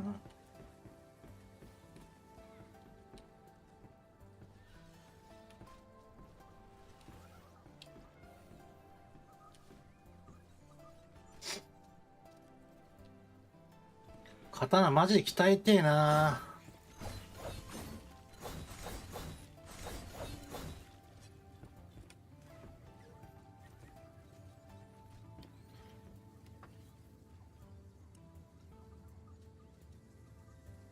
刀マジで思ったより強えからな。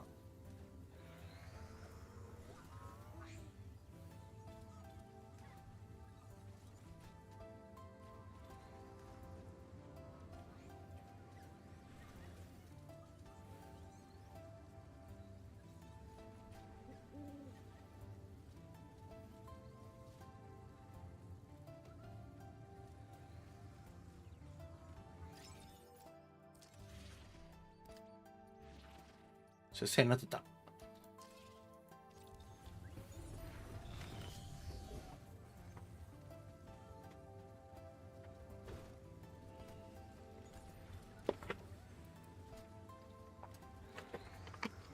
さて、よいしょ。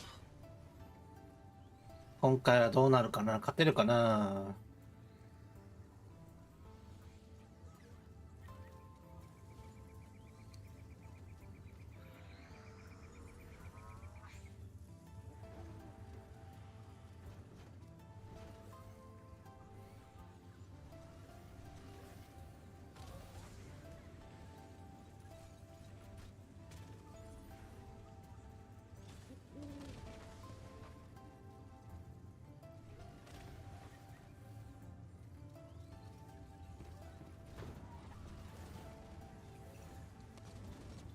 結局今日採取とか行ってないや。全然行ってない。やばい。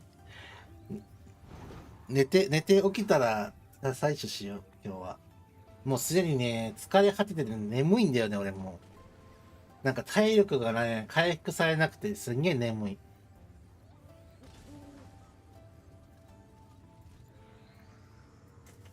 寝ても眠いっていうかさ。まあ、寝ようと思ってもなかなか寝れないんだけど。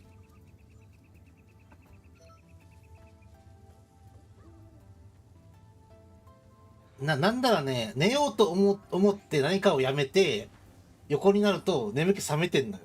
逆に。なんか眠れないの。今一番眠い。多分、油断したら多分寝ちゃうぐらい眠い、今。なんかすごい、なんか、なんていうの、天の弱っていうか矛盾してる。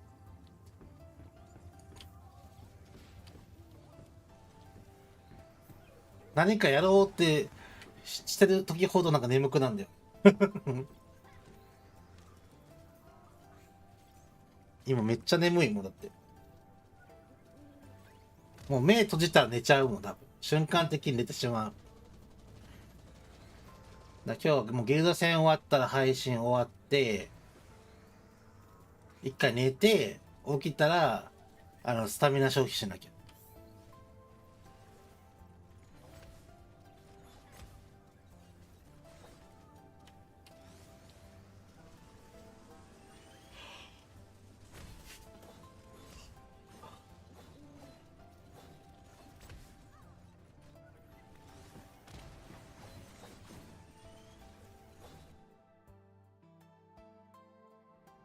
始まるよ。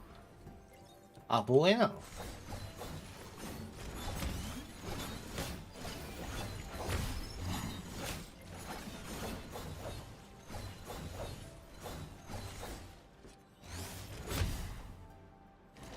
めっちゃたまんないじゃん、この。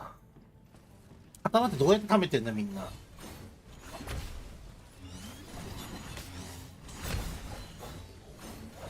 全然たまんね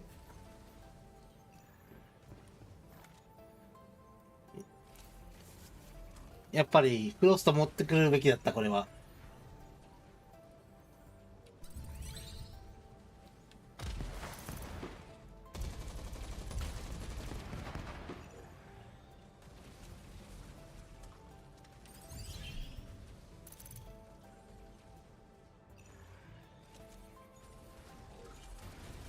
全然たまんねえやん。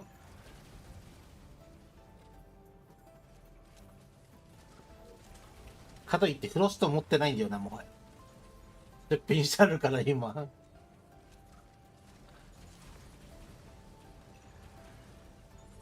いや、このまま行くしかない、これは。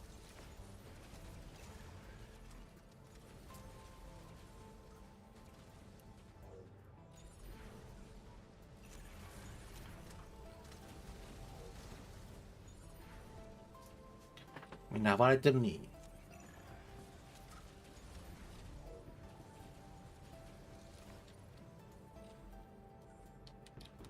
あっちにいっぱいいる。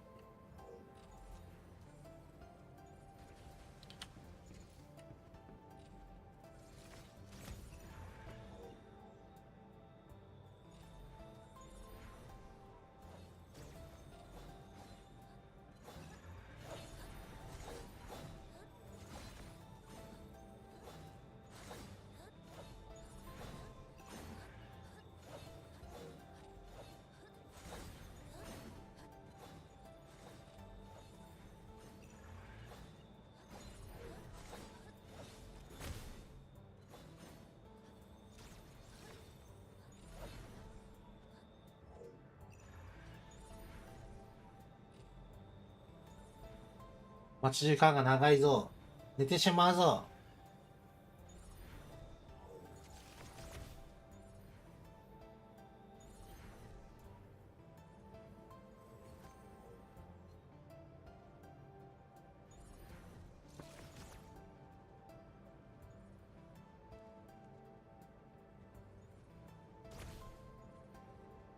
なんかこのさ、ギルド戦とかに使う時の刀かっこよくないこれ。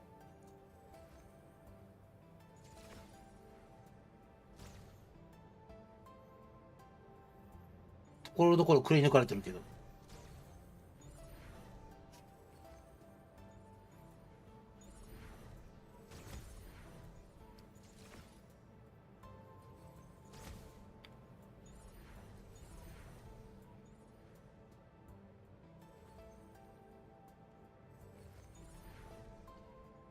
足はスキンないよ。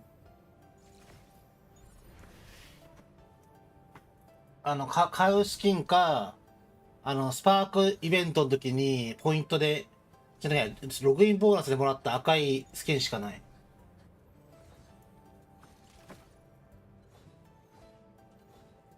だからイベントでさ、結構ブレーに偏ってるから、そこを違うのにしてほしかったよね。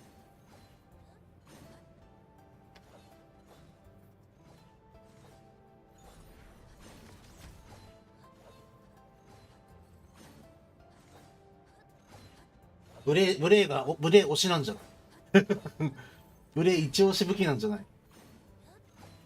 ブレーが。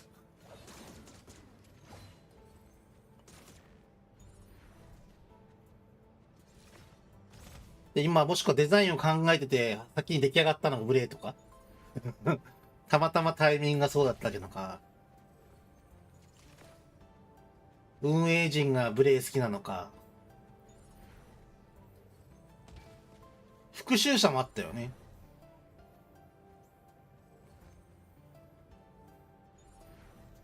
始まるよ。一応食べとこう、これ。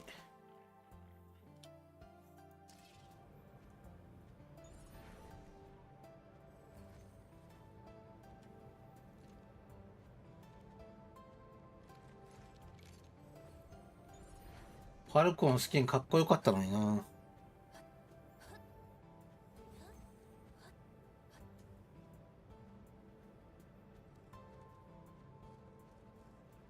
真夜中のなんかかっこいいスキン欲しいなと思ったら今回のイベントで来たけど、課金だもんな。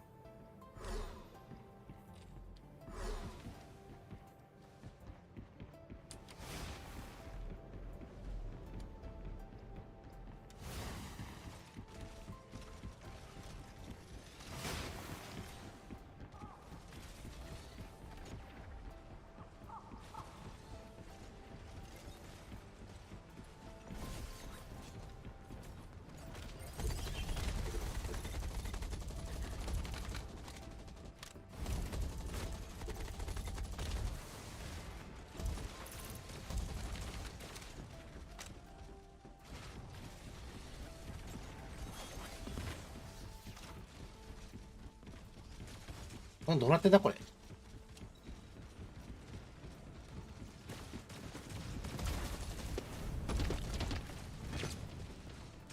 れ。どこで撃たれた今。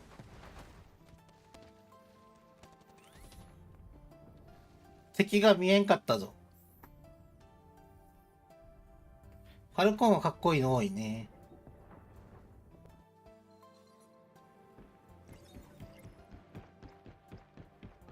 あ、あれセットするの忘れた？間違った。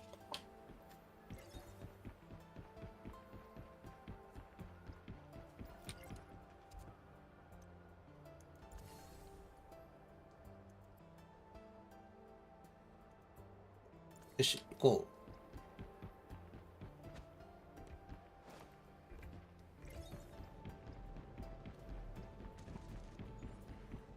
う。ここ誰もいねえな。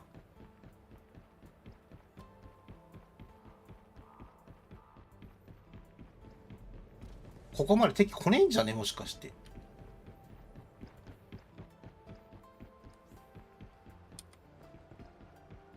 だってみんなさ、突撃してたでしょ。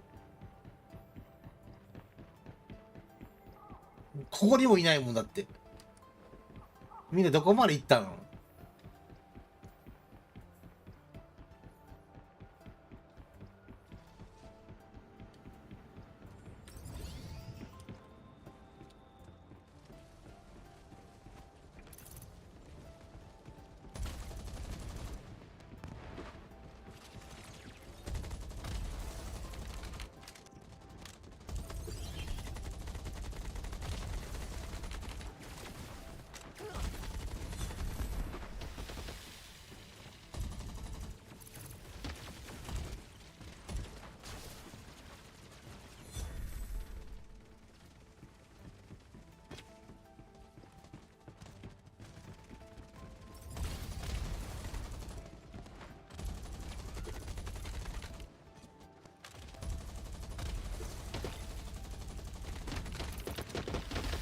痛い痛い痛い痛い痛い痛い痛い痛い。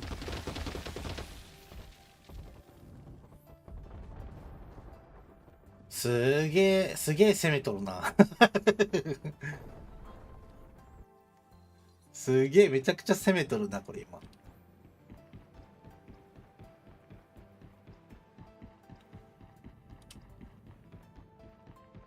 なんか誰もおらん。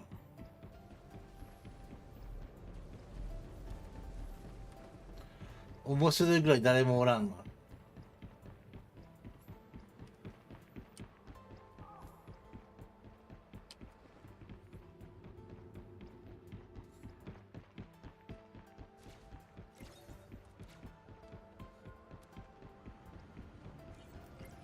なんか高台に行こうと思ってたんだけどさ、高台まで高台に行く前に終わっちゃってるんだよね。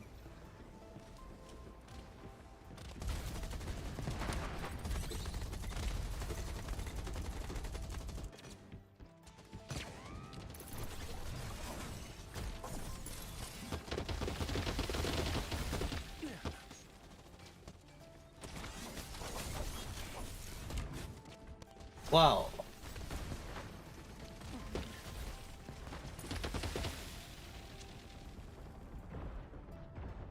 敵探すの大変。なんか結構ね、終盤で戦ってることが多いんだけど、これさ、めっちゃ攻めてんだよね。俺、どっから行くのこれ。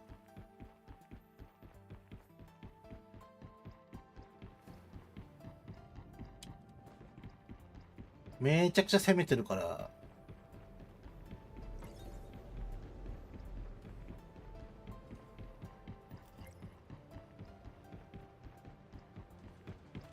あ、いるよ、敵。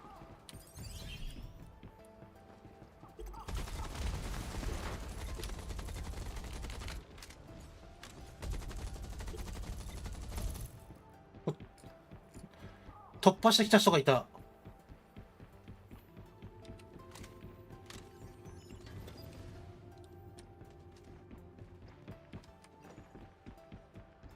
あの包囲網を突破してきた猛者がいたよ、今。いて、なんだ？弓がいる、いた。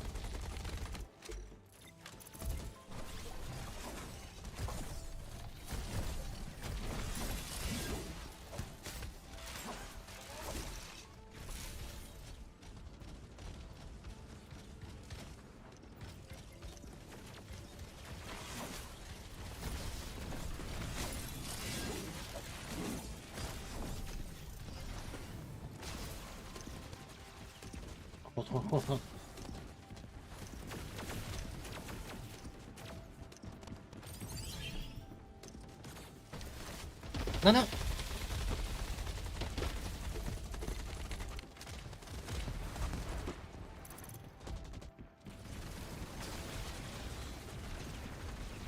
上にいんのか。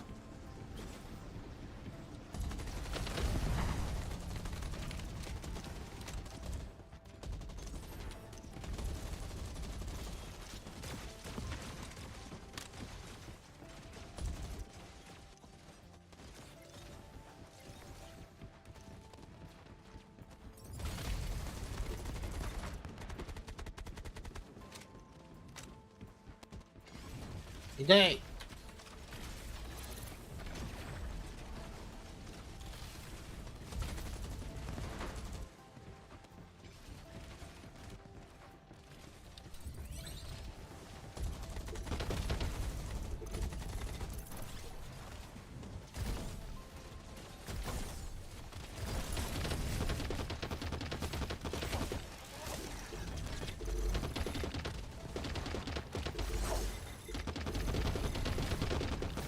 逃げろ。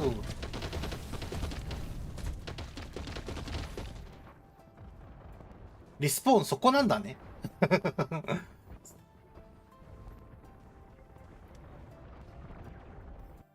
リスポーン地点そこだった。あそこだった。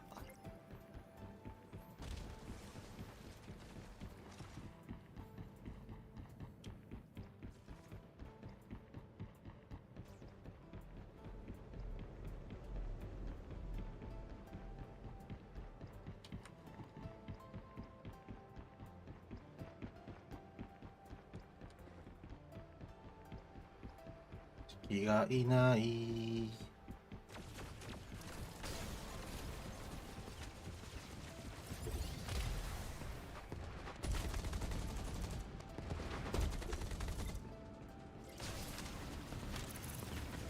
てててて。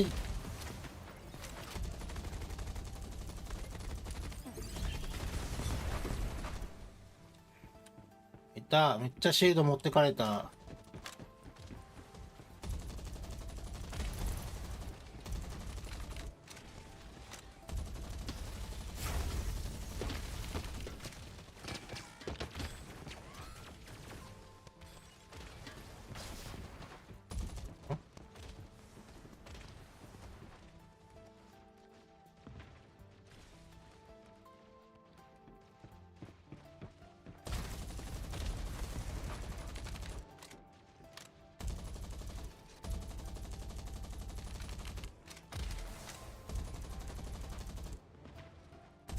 はいはいはいはいはいはい。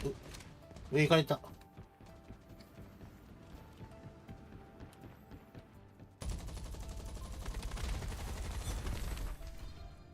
わった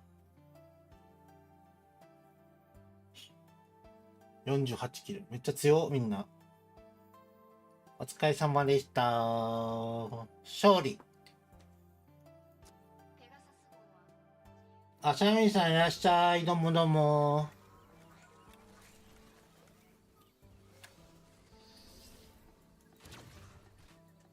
ナイス。勝てた。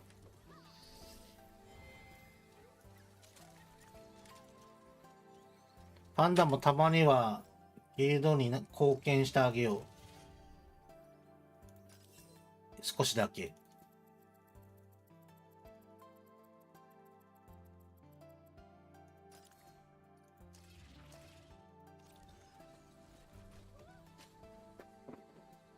連盟の動力センターでは先日、新たな危険性の認識を公表しました。お元気ですか？お元気ではないね。お元気ではないね。確実に。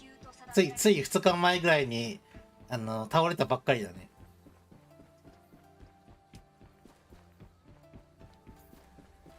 現状大変ピンチを迎えております、今。さっきもなんかね、初見さんだけど、そのツイートを見て、なんかどういう状況かを確認しに来てくれたしだね。そうそう、大変なんだよな、なんか、最近。大変なのはずっと大変だけど、なんか急に電気代とか上がったじゃんか。それでなんか、なんだ、バランスが取れなくなっちゃって、もうね、栄養出張になった。負けたの？次頑張ろう、次。こっちは勝ちやした。なんかすごい、押せのギルド戦だったね。私に、入院してたの大丈夫？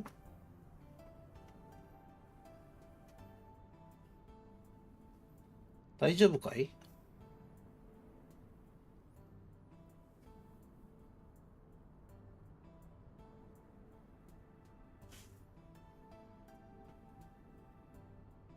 みんな体調悪いんやな。手術今日帰ってきたの。めっちゃ明るいな。手術して帰ってきたよーんって。まあ、良くなったんだったらよかったね。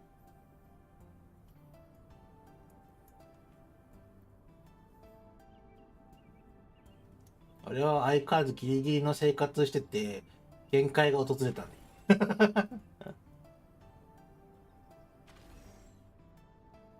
やっぱこういろんな人にさ、こう、少しずつ助けてもらいながら頑張ってたけどさ、やっぱりみんなゲームは飽きが来るからさ、飽きが来るとともにいなくなったからみんな。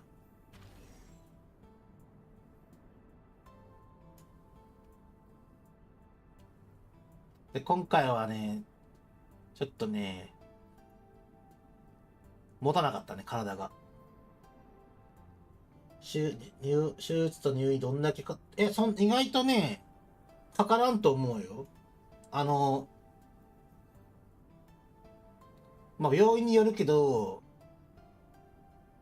あのさ、明細っていうか、明細を先にもらうんだけどさ、それで申請してさ、軽減してくれると思うよ。まあ、もしそれが間に合わなかったら先に払わなきゃいけないけど、どのみち結構戻ってくるから、高額医療請求で。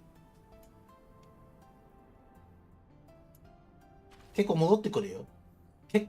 かなり戻ってくるじゃない？先に払ったら。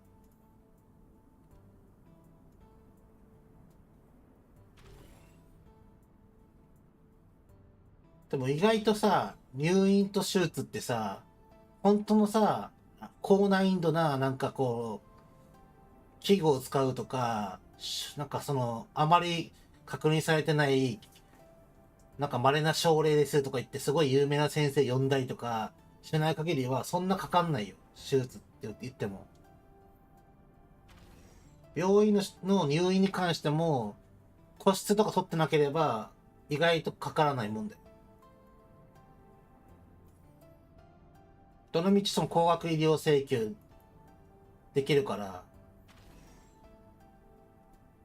じゃあ入院、全部入ってるからね。その手術とか入院費用だけじゃなくて、入院中になんか用いられた何かさ、使ったもんとか、通院も、その前に通院とかしてたら、通院中に使った交通費とかも、その病院のその関わるもんだったら全部、手元に領収書があったら請求できるから、返ってくるで、結構。まあ、レシートなり領収書なり残してないといけないけど。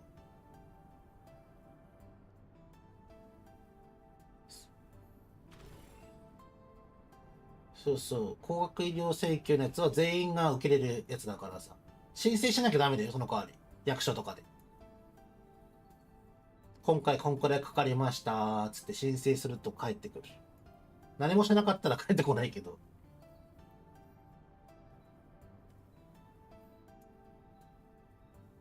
ただもう手術とかしたんだったら多分病院が結構さ、やってくれてって思うけどな、事前に。で、その説明も、まあなかったら自分でやるしかないけど。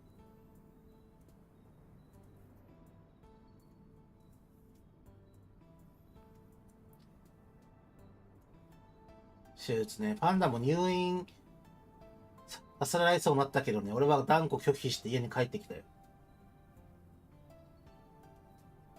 なんか提示してくれたらやっといて適当に言っちゃったけども、じゃあやってくれるんじゃない？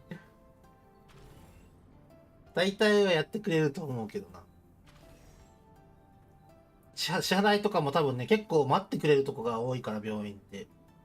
だから待ってもらってる間に、その申請して、その、許可が受理されて降りて、結果こんくらいになりましたっていうのが来て、差し引いた金額の支払いになるみたいな。そんな感じだよ。まあ、急いでて、早く終わらせたいって人は、まあ、早く払っちゃって、後でこう時間の時に申請しに行って、いくらかこう戻すみたいな人もいるけど、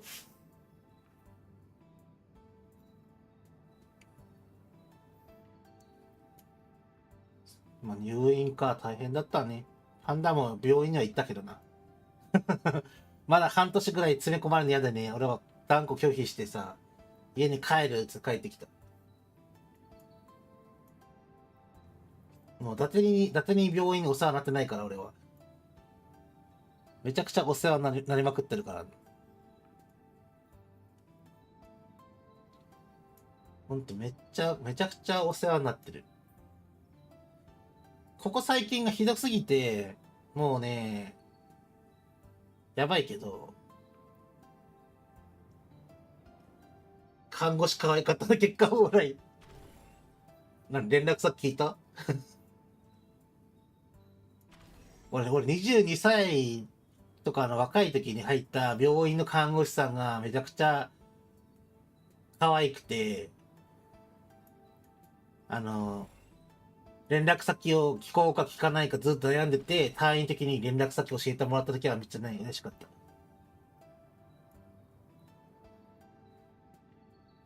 個人的にね、看護師さんの女の人を彼女に持つとめちゃくちゃ大変だけど、満足度は多分かなり高いものだと思うよ。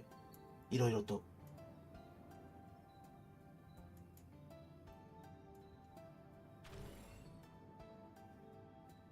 時間のね。でも結構あれだよ。看護師さんでなんかこう若い子とか自分の好みの人がいてさ、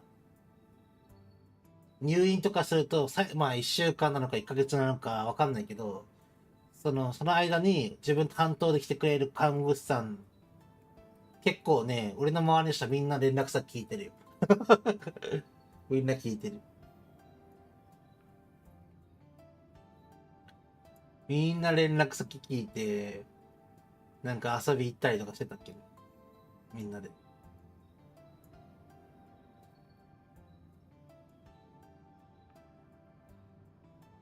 ただね、大変なんだよ。看護師さんと、保育士さんと、介護系のやってる人は、時間の都合が普通と違うから、なかなか合わせるのが大変だから、合わせる努力ができる人は、ガンガン聞いた方がいい。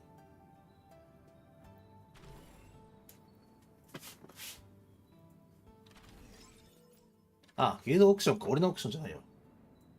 マジか。僕素直に聞かなかった。逆に素直に聞いた方がいいんだよ。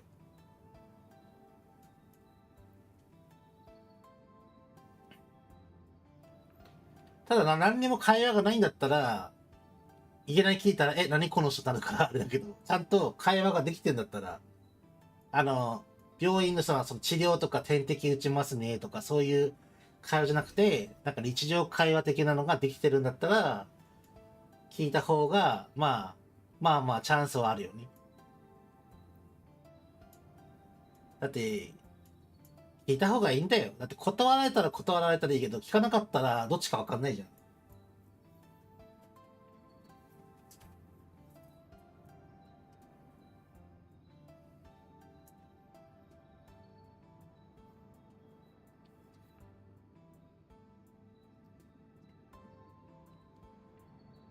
結構ね、もしかしたらその人が自分の運命の相手かもしれないっていうパターンが多いからね。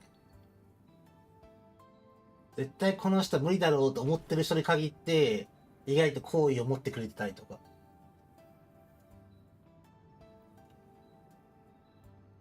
まあ次回そんな機会があったら、聞いてみたらいいよ。そこまで女で上なかったら、あんたは今全く交流することがないからな。まず外に出ないからな。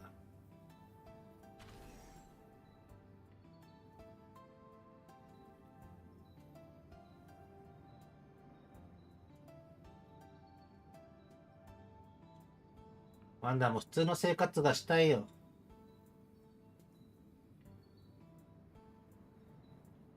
仕事ができれば一番いいのに、仕事できないからね。配信で頑張るしかないんで、多少はね、結構、配信始めてきてから変化はあったんだけどね。収益の視聴時間の条件は達成したから、みんなとゲームできる幸せじゃんって。遊んでるだけだったら、それが一番楽しいけど、結果的に俺の場合、配信が仕事と同じになってるから、やっぱり結果が伴わないと、ダメなんよ。結局その生活を支えるとこまで行かなきゃいけないから、そしたら収益化まで行かなきゃいけないっていうね。新婚旅行で入院したから聞くどころじゃなかった。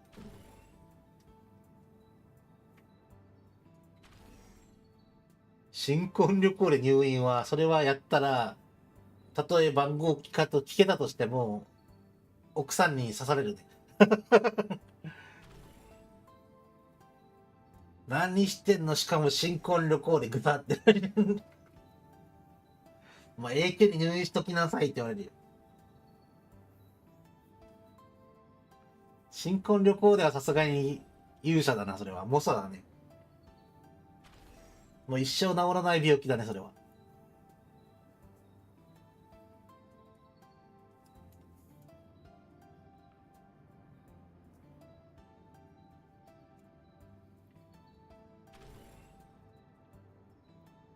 はい、まあ、それはそれ楽しそうだけどな。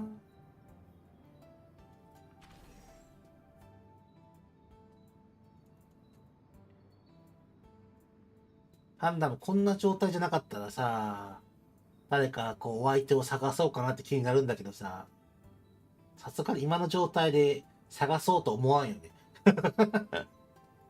まず。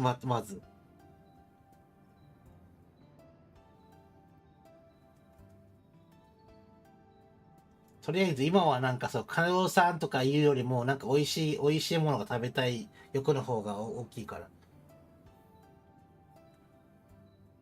なんか美味しいものを食べてストレスフリーになりたいっていう、ね。なんか悩み事したくないからもはや。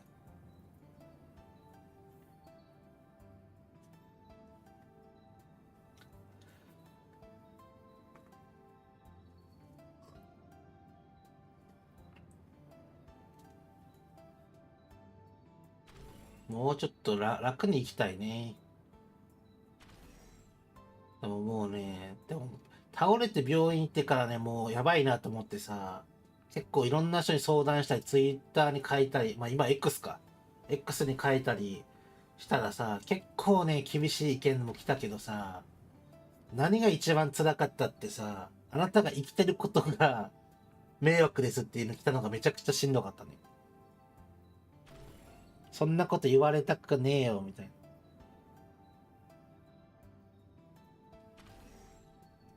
こっちしたら本気で大変な思いして必死に生きてんのになぁと思いながら。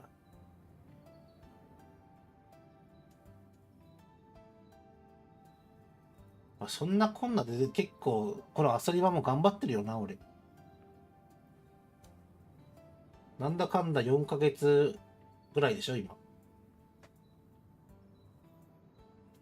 前にやってたゲームよりも、見てくれる人増えたし。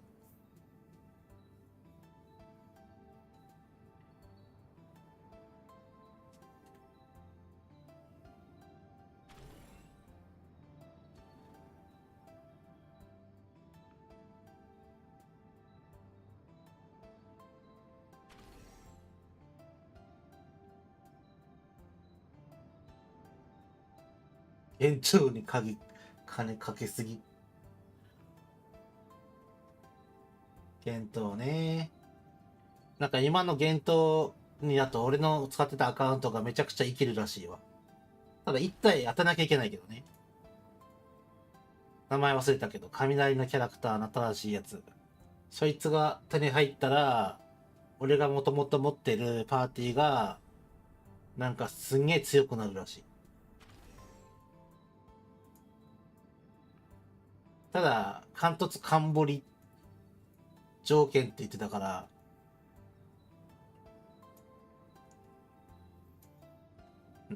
相当金かかるよな。相当金かかるプラス、復刻版がいつ来んのってやつだ。頑張る人をけなす人の方が生きていて迷惑だと思います。まあ、配信ってぶっちゃけさ、なんか人気な人とか有名な人とか、いっぱいいるから、そこを焦点にされがちなんだけどさ、普通の配信者って、なんか遊びでやってるよねと思われてんだよね。まあもう数年前くらいから配信もちゃんと確定申告ができるようになったりとかして、なんかこう認められつつはあるけど、普通にこう仕事してる人から見たら、ただ遊んでるだけだよねと思われるんだよ。なんか話してるだけだよね、ゲームしてるだけだよね、みたいな。そんな誰でもできんじゃねえ、みたいな。確かに誰でもできることだけど、それを継続して、なおかつなんかこう、なんだろうね、YouTube だったらチャンネル登録者数を増やして、収益化に持っていくとかさ、そういうのって結構さ、簡単なようで簡単じゃないんだよ。同じようなことをやってる人の中から、要は見る人を選んで来てくれるわけだから、単発ではあるかもしれんけど、継続的にって考えたら相当難しいことなんだけど、やってみないとそれはわかんないからさ。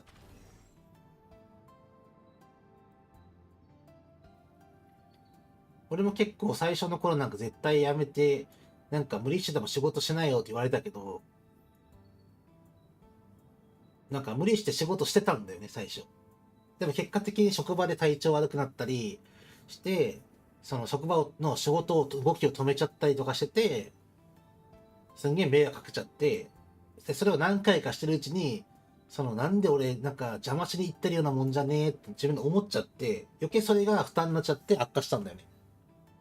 だから病院からも絶対仕事はやんないでくださいって言われて。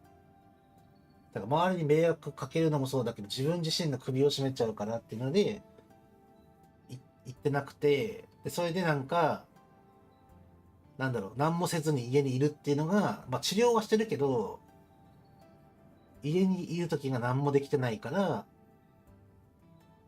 何かしたいってなって、最終的にこう、人と交流できる配信だったら、まあ少なからず、なんか社会復帰の一端を担ってるから、無駄ではないっていうので、続けてんだよね。目標めちゃくちゃあるしね、配信って。なんか見に来てもらう、コメントをもらう、単純に何かの賞を取るとかさ。だからそれで最初、もう行動できたねって。最初無面じゃねえ、無表情配信者って言われてたよ。最初。え、なんでそんな感情ないような顔でやってんですかって言われたとこからスタートしたから。結局さ、自分は自分の顔を映したりとかして喋ってるから、あれなんだけど、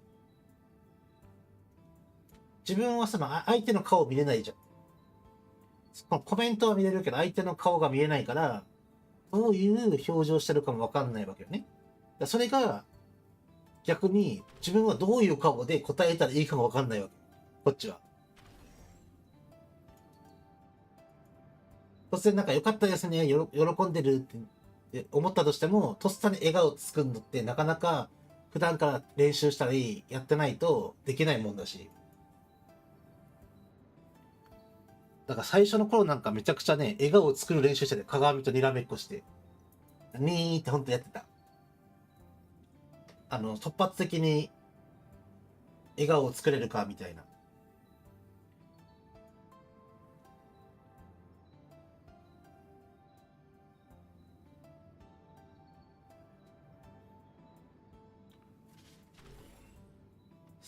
そこからいろいろこう、ね、教えてくれる人も現れ、なんか事務所とかにスカウトされてみたりってやってきて、だんだんこう、今度この配信者とか、まあリスナーさんとのやりとりの中で、まあね、ストレスが溜まったりしてね、配信ができなくなったんだよね。作り笑顔を任せてください。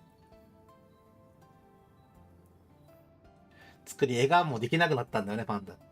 まあ、笑顔がどうこうの前に、顔色とかめちゃくちゃ悪くて、で、なんかこう、文句言われたり、アンチが来た時に顔に出ちゃったんだよ、めちゃくちゃ。もう、隠すっていうことができなくなっちゃってて、で、なんなら発作が起きるみたいな状態になっちゃったから、一旦配信をストップして、これは引退しかないかなっていうところまで行ったんだけど、でもやっぱりやめたくなくて、他に方法ないかなって言って、VTuber っていう選択肢を探したんだよね。なんか自分の、こう、等身大、別の体を手に入れて、配信を続けるみたいな。まあ、そうなった時に今度すんげえ金かかるんだよね。あの、ゲームやろうと思ったらゲーム機必要だじゃん。で、それを配信でやるとなったら、スマホでそのゲーム機を映すことはできないかな。スマホゲームならスマホゲームでできるけど。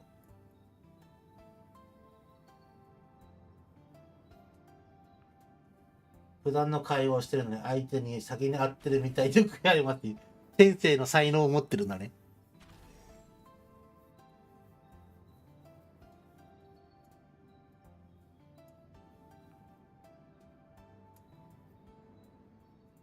あれじゃん。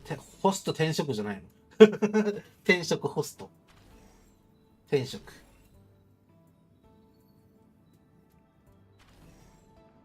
なんだよく配信やってるよ。なんだかんだもう、ゲーム配信やるって決めてからさ、そっから集めたからね、全部。ゲーム機とかパソコンとか。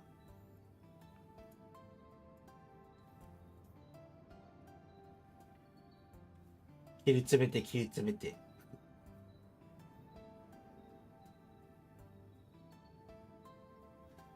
若い人の会話が無理で、お年寄り入ってたら任せてください。老人ホームだね、これ。福祉関係に行きましょう。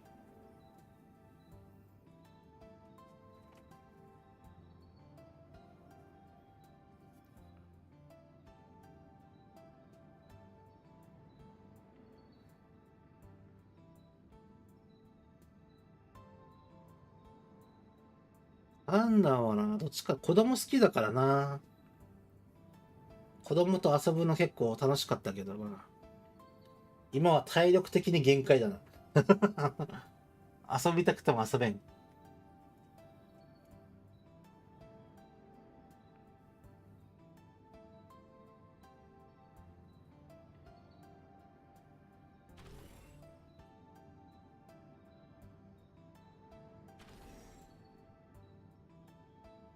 マネキンさんお疲れ様です。ギルド戦お疲れ様でした。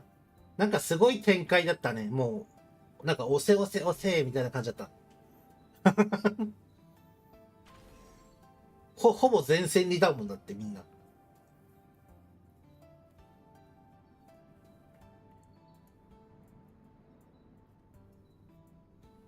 なんか、後ろの方に誰も敵いなかったよ。ずっと。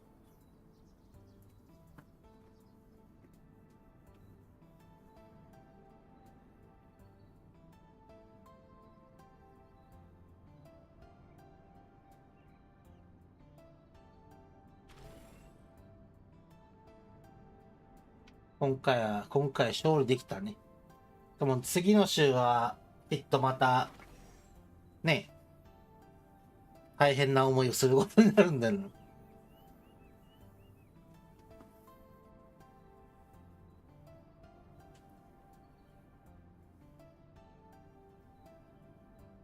僕はこのゲームやってなくて参加できないけど話聞けてよかったよ。残念だ。幻冬も今どうしようか悩んではいるけど、同じぐらいのこう配分でゲームができないと思うからな。だから一個やることは限界なんだよな、多分。今から見出しましたの状況わかりませんが、様々な、様々な、両方あると思います。サナさんのやってること少なくとも私たちにとっては唯一無二でありがとうございます。めっちゃ嬉しい。昨日めちゃくちゃ嵐来たけどね。ものすごい嵐が来たけど。チャット欄めちゃくちゃ流れたもんな、すんげえ勢いで。うーって。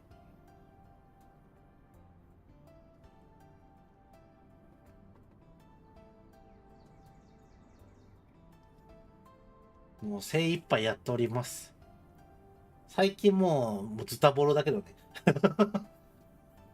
ズタボロすぎて、もう限界が突れて、Twitter につぶやいたら、それに対してもめちゃくちゃ厳しい意見が飛び交って大変だよ。もうお説教モードだね。みんなに。みんなからお説教されるぐらいだ。しかも今日の配信序盤に、その Twitter に入れたことを見た人が来てくれたんだよね、初見で。その遊び場をやってるとかじゃなくて、その Twitter に書いてあったことを見て、学生さんなんですかって思われて、いや、違います、つって。どうしてそんなに大変なんですかって言われたから、いや、病気で仕事ができなくてっていう話したんだけどさ。なんか、ああいうツイート見たら、普通は、なんか、行こうと思ってたとしても行きたくなくなると思うんだよね。なのに逆に来てくれてるってのがすごいね、ありがたかったよね。なんか心配して来てくれてるみたいな。あんまり俺、ファンだとしても、ツイッターとかに載せたくはないんだけど、ほんとどうしようもないからさ。自分の家族とかも、母親とかいるけど、遠くに住んでて、いざ何か困ってんだよねって言ったら、もうじゃあすぐすぐ行くねっていうのならないし、まあ年だし。地元じゃないから、まあ近くに友達がいるわけでもないから、ましてやこの自分の病気の経緯で外に出ないから、新しい友達もなかなかできなくて、ってなると、俺がなんかこう唯一、こう、発信できる場所って Twitter とか、まあ X か、X とか、この配信上手しかないんだよね。交流がそこしかないから。接点がもう配信イコールなんだよね。だそこで言ったことに対してそういうことは言うんじゃねえよって言われたら、もう何も言うことない、言えるとこな場所がないから、あとはもう耐えるしかないっていう。で今回それで倒れちゃったみたい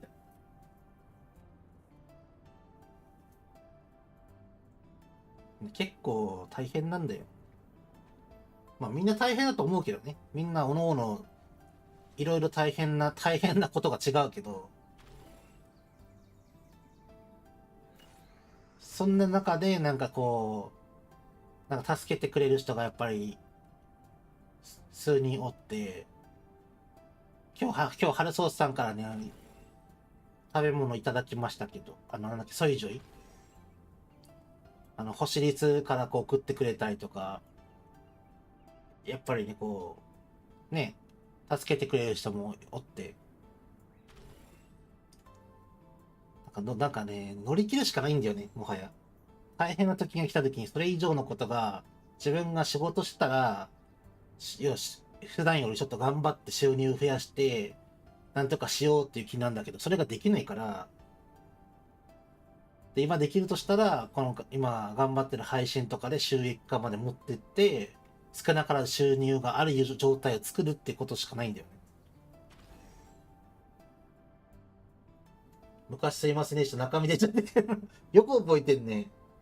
あれはチャンイじゃなくて、発送する側だから、シャンウィーさんじゃないよ。悪いのは。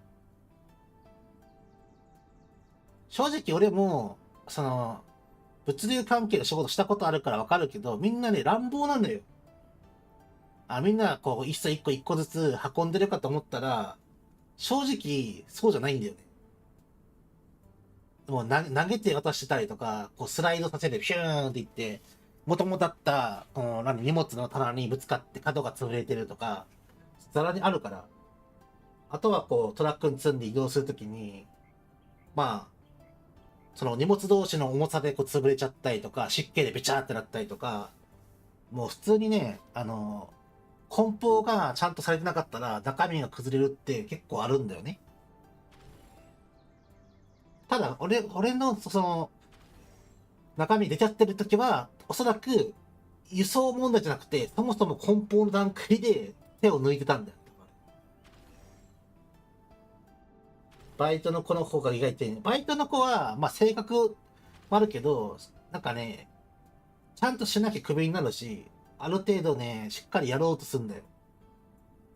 で、慣れてる人はだんだん手抜いていくんだよ。こんくらいだったら大丈夫みたいな。で、その大丈夫が実際大丈夫じゃなくて、結構ミスが多く出始めて、それを誰かになすりつけて、みたいな。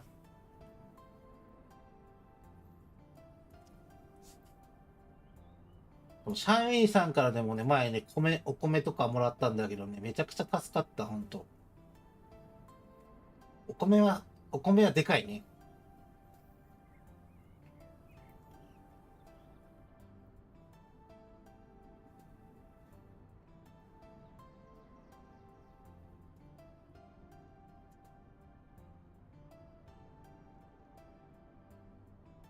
まあ結局なんか欲しい椅子とかからなんか買ってもらってるけど、乗せられるものが限られてるから、俺も何乗せていいか正直わかんねえんだよな、そこ。本当だったらなんか野菜とかさ、あればいいんだけど、野菜とかあるんだけど、欲しい椅子に乗せらんないのよ。まあ乗せれるけど、あの、結局欲しい椅子って代わりに購入することができるってだけで、その野菜とか大体メーカー直送になるから、なんかパンダのところに届くっていうのが選択できないんだよね。そのね、マルチビタミン剤も欲しい、正直。だけど、俺、錠剤飲むとむせちゃうんだよ。喉に当たるものって結構むせちゃうから、確かなんかマルチビタミン系のなんかゼリーのやつ乗せたはず。なんかウィダインゼリーみたいなやつ。なんだかわかんないけど。なんかとりあえずマルチビタミンって書いてあったから。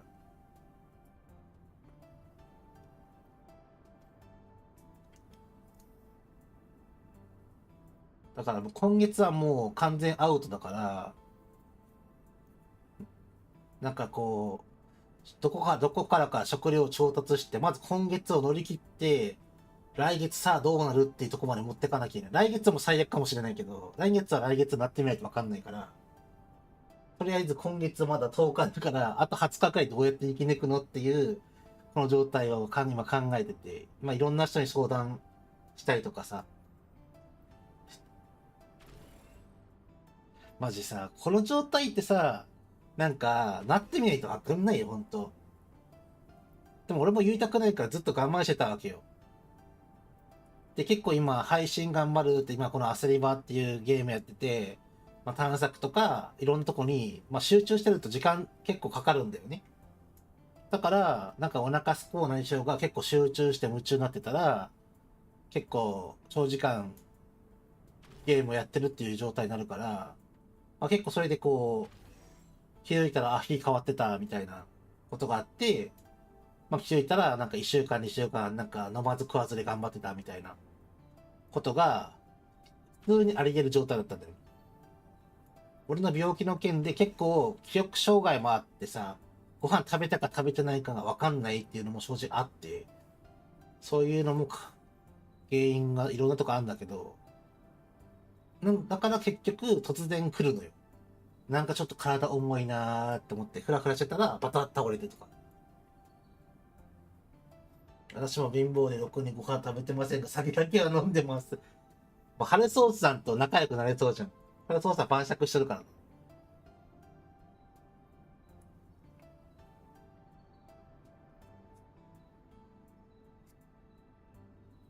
しかもハルソースさんなんだかんださ、いいお酒飲みながらさ、なかなか美味しいおつまみを作って飲んでるからね。なう。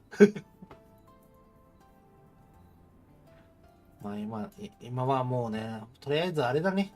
俺、もう、結構周りからさ、結構知り合いの人からもさ、食事我慢しかけ回してます。なるほどね。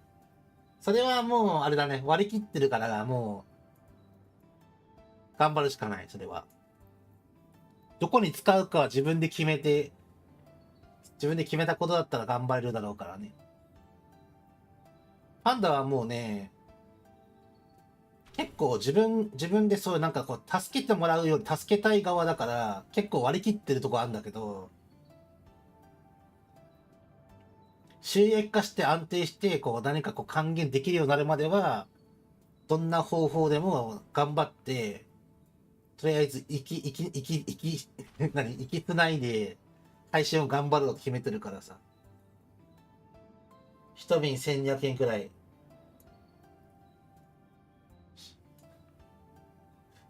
俺なんか去年の誕生日プレゼントにもらった角がさ、4リットルでさ、これいくらすんのかなと思ったら8000円ぐらいでびっくりしたわ。そうでっかいやつ。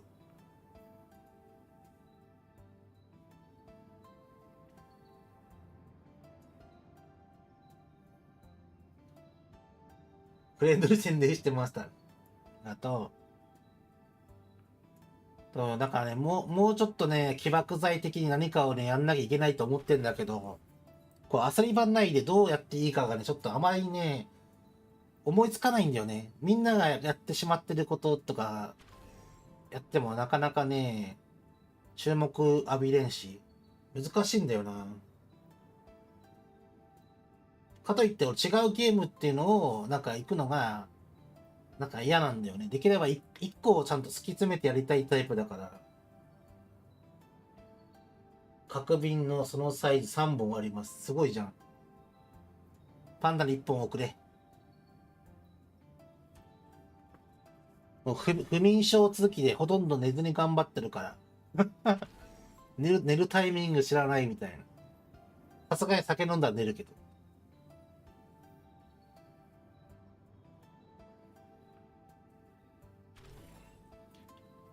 まあ、今回はもう手の打ちようがないからね。みんなに助けてもらいながら、なんとか10月を目指そう。まず。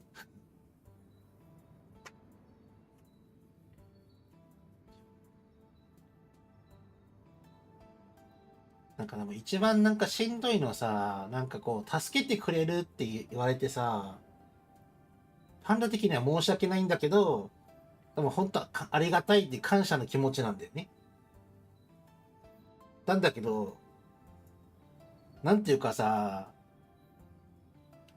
あの、これ送るねとか言われて、じゃあ、待ってるねってなるんだけど、なんていうかな、そういうふうに言ってくれたのに、いざ、その時になったら、なんかもう、なんか何もなかったかのようになってる人が、現状いるのよ。俺からしてみたら、なんか、あんま本来言いたくないけど、このどうしようもないから、まあ、こう話ができる人に相談してる状態でさ、で、その人が、こう、困ってるから、助けるよ、助けてあげるよっていう感じでさ、言ってくれて、何々送るねって言われたら、待ってるじゃんそりゃ。ありがとう、ごめんね、つって。でも、それが建前っていうか、なんか俺が困ってるから、なんか助けてあげたいけど、何もしない状態っていうのが、なんか結局仲悪くなる原因とかさ、そういうのを危惧して、言ってくれてるんであれば、それは俺としては言わないでほしいわけよ。なんか、俺が間違ってんのかななんか、困ってるから送るねって言われたら、やっぱり少なからず期待もするし、なんとか頑張っていけるかなっていろいろ考えるよね。ありがたいことじゃんか、それって。申し訳ない気持ちもあるけど。でも実際に何もしてないってなったら、じゃあなんでそうやるって言ったのかなっていう不信感の方が強くなっちゃうわけ。で、俺、もともと嘘つき大嫌いなんだけど、今、その嘘つきとかそういうので嫌い判定だったら、本当に大嫌いになっちゃうんだよ、今。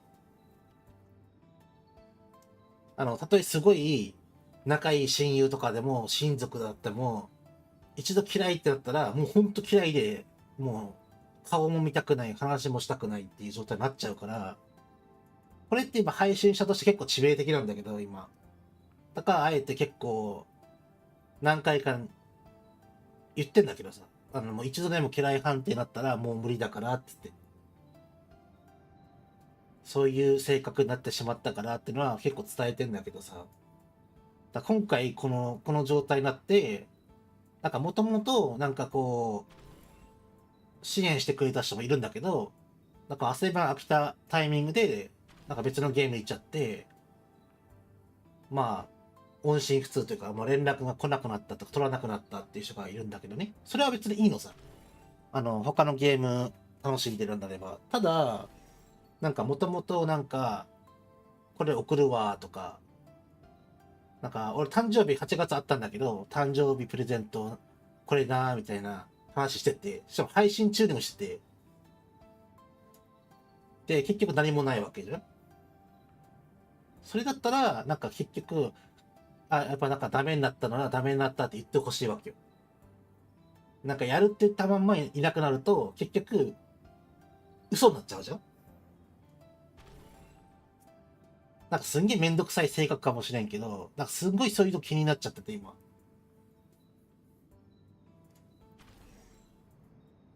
だからあの時めちゃくちゃ感謝したんだけど、その感謝した俺は何に感謝したのかなとか考えちゃうと答えがなかなか出んくて、まあ出ることは出るんだけど、出そうと思ったら全員嘘つきになっちゃうから、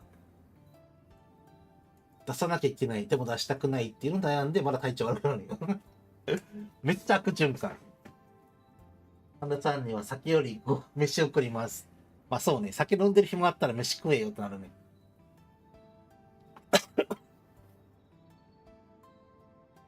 一昨日ぐらいにもその話になってさ、何がいいって言われたから、なんか俺引っ越してきてから魚食ってないねって話になって、なんか海がそんな近くないから魚あんま見かけないんだよ。で、今星で釣り魚入ってんだけど一個。それしかなかったの。なんて乗せれるやつが。他にもいっぱいあるんだけど、全部メーカー発送で欲しいし載せられなくて探したら1個だけあって、1個あったから載せたって言って話したんだけどさ、それ以降その話になんない。探してって言われたから探したのに。なんか、なかなか難しいよな。なんかね、いっぱいあるんだよ。魚も、ぶっちゃけ言ったら、冷凍の刺身とかもあるんだけど、その、購入を代わりに購入して、俺に届くようにするっていうのに、メーカー直送はダメっていうルールがあるんよ。あくまでメーカーが送るから、まあこういう話するのはあれだけど、欲しい人って Amazon じゃんか。Amazon が送ってくれるものに関してはいけるのよ。登録先の住所に Amazon が送るから。だから、欲しいですからでも他の人が買ってもいけるんだけど、その、契約者本人、登録者本人の住所は送れるけど、その人の代わりに誰かが別の人が買って送る住所を Amazon が勝手に、メーカーにやったら情報漏洩になっちゃうから、それはできないから、っていうルールがあるんだよね。だから万全ではないんだよ。だから、何でもかんでも欲しい人に入れることはできるけど、いざ購入するときに、パンダの、送付先の住所が出ないとか、エラーになったりする。住所はどこに記載してますか？住所は載せてないよ。ただ、なんだろう、概要欄かな、概要欄か、パンダのYouTube の説明に、Twitter 載せてて、その Twitter の紹介文に、欲しいものリストを載せてんのよ。で、そこにあるものを、購入したものに関しては、パンダとその購入してくれた人の自分の住所が出てて、こう選択できるようになってる。多分住所も半分消えてんじゃないかな。全部が載ってるわけじゃなくて、ある程度何々県何々市とかまでしか出てないんじゃないかな。前まで間違って全部載せてたんだけどさ。わかんなくて設定が。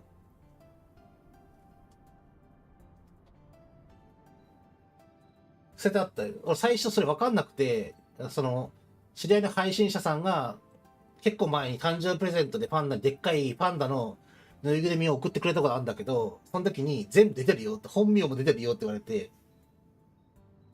俺自分の本名と住所が全部載った状態で出してて、その時送ってくれた人全員知ってんのよ。俺の本名プラス住所。で、それで急いで名前変えて、今パンダってして、一部省略にしたのかな。マジね、普通に欲しいものリストを作った時って、住所を出すか出さないかってあるんだけど、それしかないわけよ。それ以外自分で設定しなきゃいけないの。送付先の住所をもう一個作るかどうかとか。もしくは最初から初めて作る時のアカウントを自分以外の名前とかで作ればいいんだけど、俺は普通にそれか知らない配信とか始める前に作ったアカウントだから、まるっきり本名で。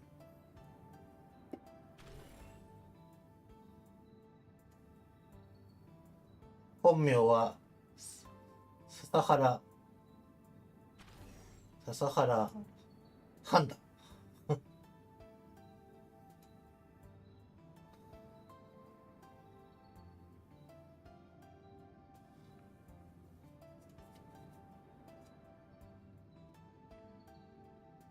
本名。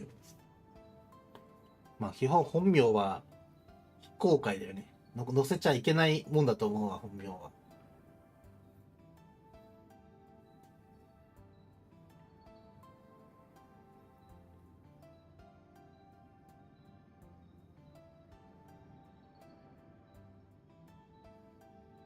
まあ、最近いろいろあるよね。まあ、いろいろあっても、まあ、頑張んなきゃいけないよね。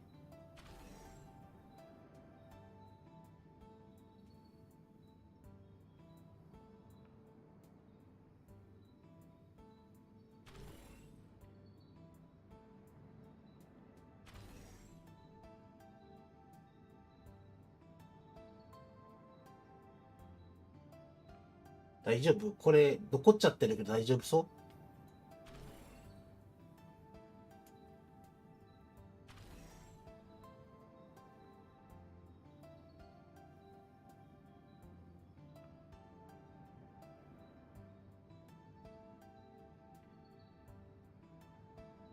人間ドックで、がん項目引っかかった時は血の気引いた。それは血の気引くね。でも人間ドックも完璧じゃないよね。なんか似たようなものもあるし、がん腫瘍もなんか陰性陽性とかあるし、なんか自然治癒でなくなるものも中にはあるし、なんかそれに似たやつ。似てるけどなんか違うやつとかさ。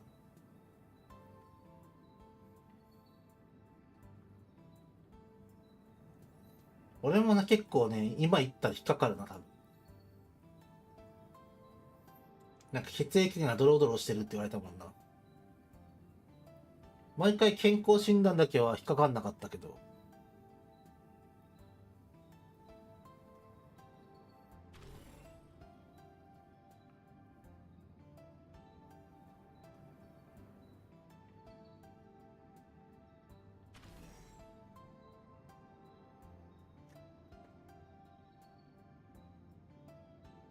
納豆食べてって。納豆好きだよ、結構。あると結構納豆を食べてたの。納豆とキムチとか、一緒に。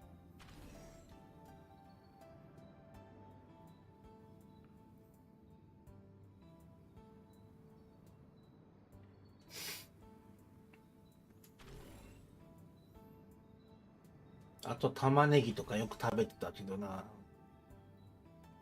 生活リズムがね、もう狂いすぎてるからね。では血液差だったら、それがドロドロしてるんよ。もう生活リズムがダメなんだよ。そういえば料理はできるの。もともとは料理できるけど、今は立ってることがしんどいから、そもそも。今はあんましてなくて。ただ今、週3日ぐらいヘルパーさん来るから、ヘルパーさんに作ってもらう感じ。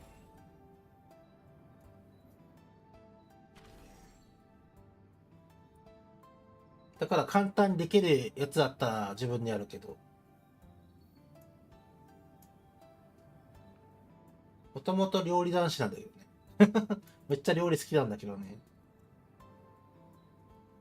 いろんなとこにさ、ガタが来ててさ、なんかずーっと何もしない立ってる状態もしんどいのよ。まあ、座ってる状態もしんどいけど、立ってる方がすごい、なんか早く来るね。なんかこう、痛みが出たりとか、めまいが出たりとか。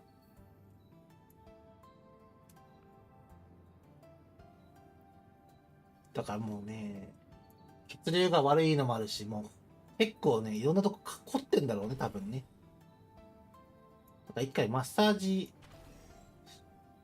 師読んで、なんか、こうリンパを流すやつとか、おそらくめちゃくちゃ痛いだろうけど、やってもらおうかなと思うんだけどさ、そこまで余裕がないっていうか、残らん。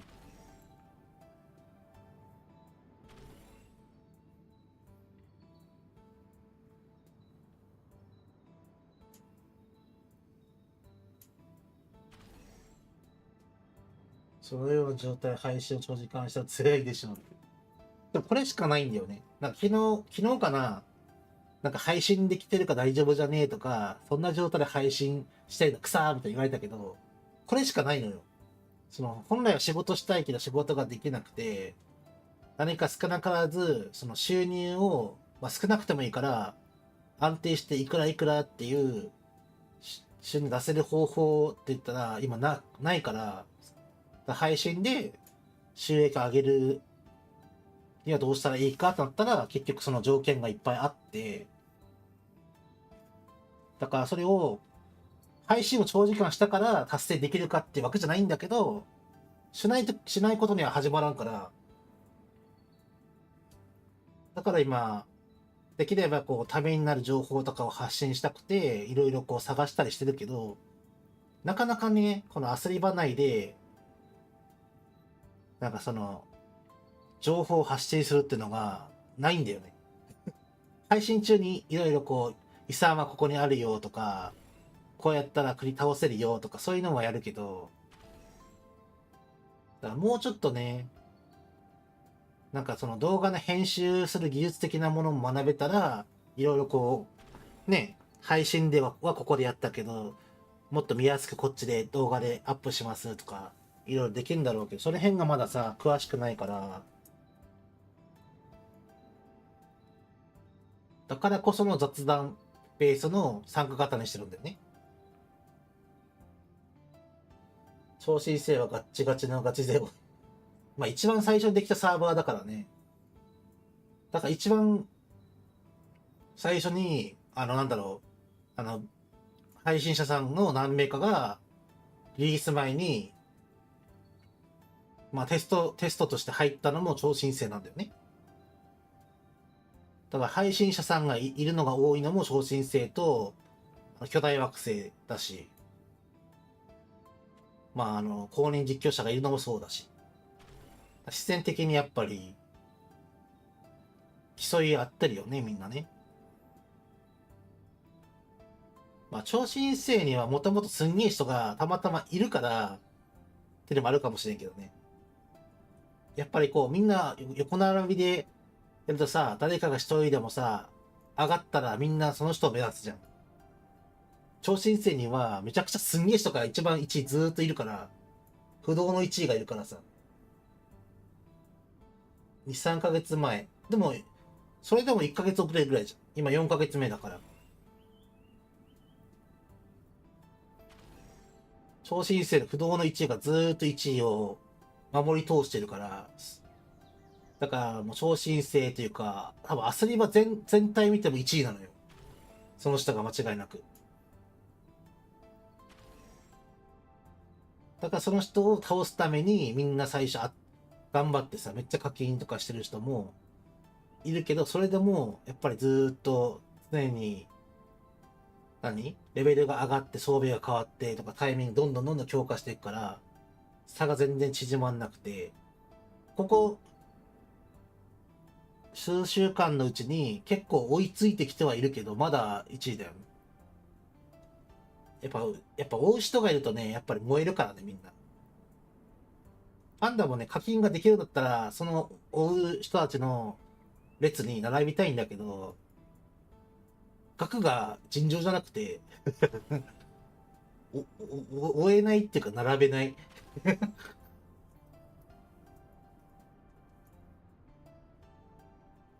それでもやっぱりさ、ある程度強くしとかないと、こう、みんなと、なんかどっか行く人も倒せない敵が出てきてさ、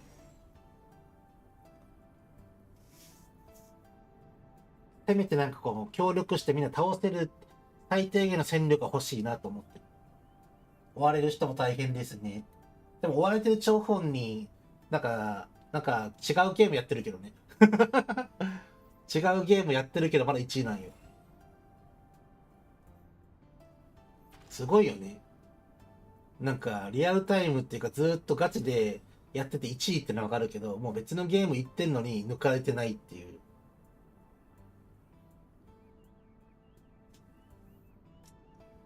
すごいよな。なんかもう世の中金だって言われたらなんか、ああ、なるほど、このゲームに関してはそうだなと思っちゃう。でもかといって全く同じ金額課金しても、全く同じになるかって違うんだよね。やっぱ運要素があってさ、このゲーム。全く同じ金額を使ったとしても、どこにその課金を当てるかのでも変わるし、ランダムでつくステータスも多いから、だいぶ変わる。楽しむために課金したいけど、酒とメンバー代と応援と電子マネーの送りつけて小遣い消えちゃう。結構な、なんか、出資だな、それは。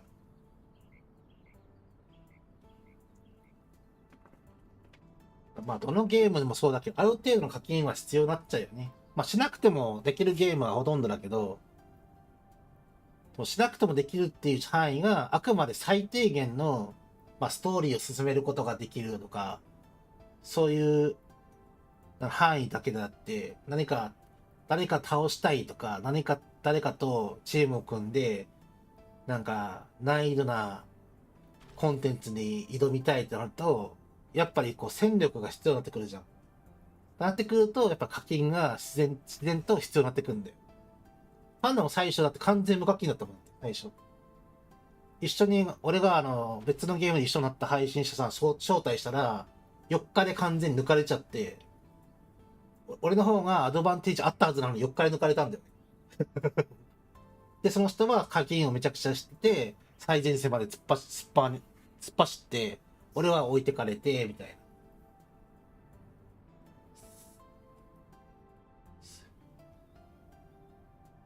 水拳で遊びましたら変なとこ課金してしまい。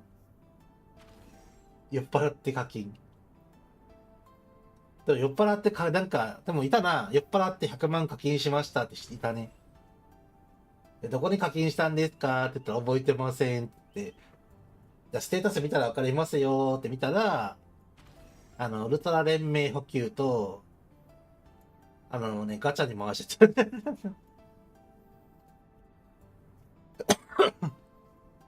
どこを間違ったら全部ガチャに使うんだよとか思って。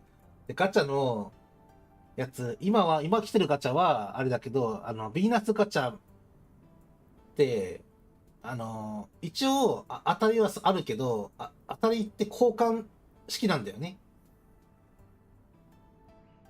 白い結晶体が当たって、それ1個でこれ、2個でこれって紫のやつも、まあ、要は中当たりみたいな感じだけど、何個か集めて対象のやつ交換するって感じなんだけど、めちゃくちゃ持っててもう全種類コンプできんじゃねえぐらいの持っててさ、いや、すげえよ。100万分回したらこんだけ出んのか、みたいな。全部結晶のまま。だから今多分、ヴィーナスガチャね、なんか衣装は俺も1個だけ持ってんだけど、たまたまだったから。バイクめっちゃ欲しいんだけど、その人はそのバイク全部コンプしてんのよ。全種類。だって衣装かバイクかしか交換対象ないから、で紫の方はいろいろリュックとかぬいぐるみとかいろいろあるけど、私も同じ。ペット育成アイテムに全連盟ポイントを注ぎ込んでしまった。あ、まあそれはそれでいいんじゃない？ペットのレベルを上げといた方がシリーズ大。俺の場合はなかなかね、今は連盟ポイントめちゃくちゃあるけど、当時なかったから、まあ探索するときに育ててないペットを先頭に持ってきて、レベル上げたりとかしてたな、一緒に。今は普通に何百万連盟ポイント使っても、まあ余裕があるからさ、普通に最初からマックスに上げれるけど、この子連れてかなきゃいけないってなったら、もう連盟ポイントがさ、足りないって言ってた時期が懐かしいぐらいだもんね、もはや。だって億単位になるもん、だって。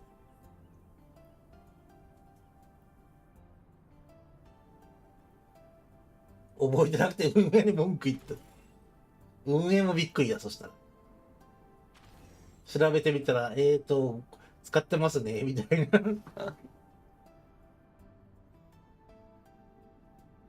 何月何日の何時からに課金されてますよねって言われる。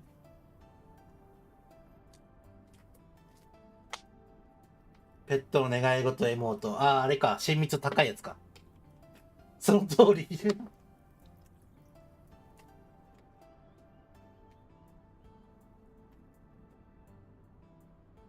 で、データ持ってるからな、運営さんはちゃんと。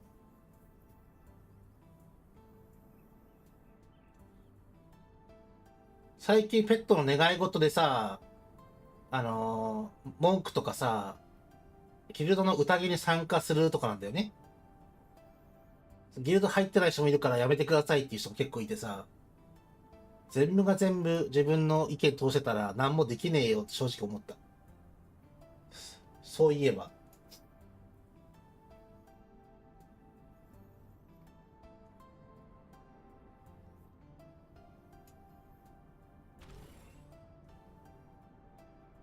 余った2のデータは、2個で1個に重ねられるんですよ。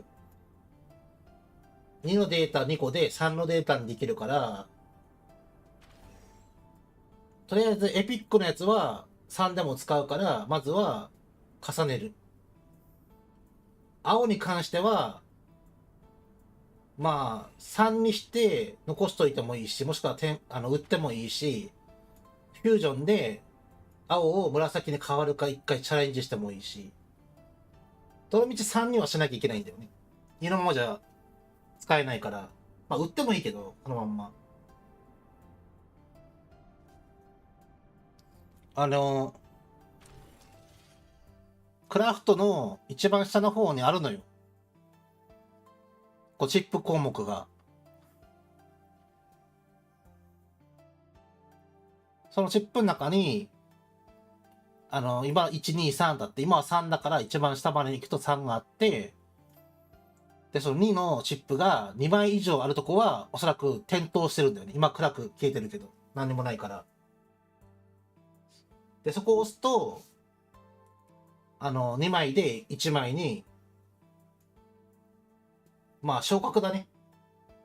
2のチップ2枚で3の1枚にするっていう変換ができて、まあ自分の今のね、現状60レベルの装備につけることができるようになる。ただここでできるのはあくまで昇格させるだけだから、鍵付きで売ることもできないっていうのは、もう一回フュージョンして鍵を外してからやんないと意味ないけど、売りたいんだったらね。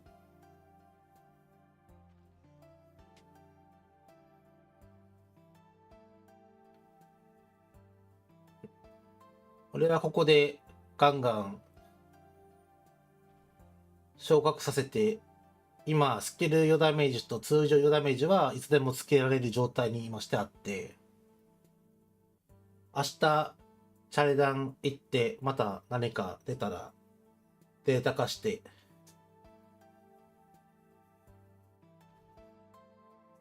金データが出るまで頑張ろうかなって感じだけど。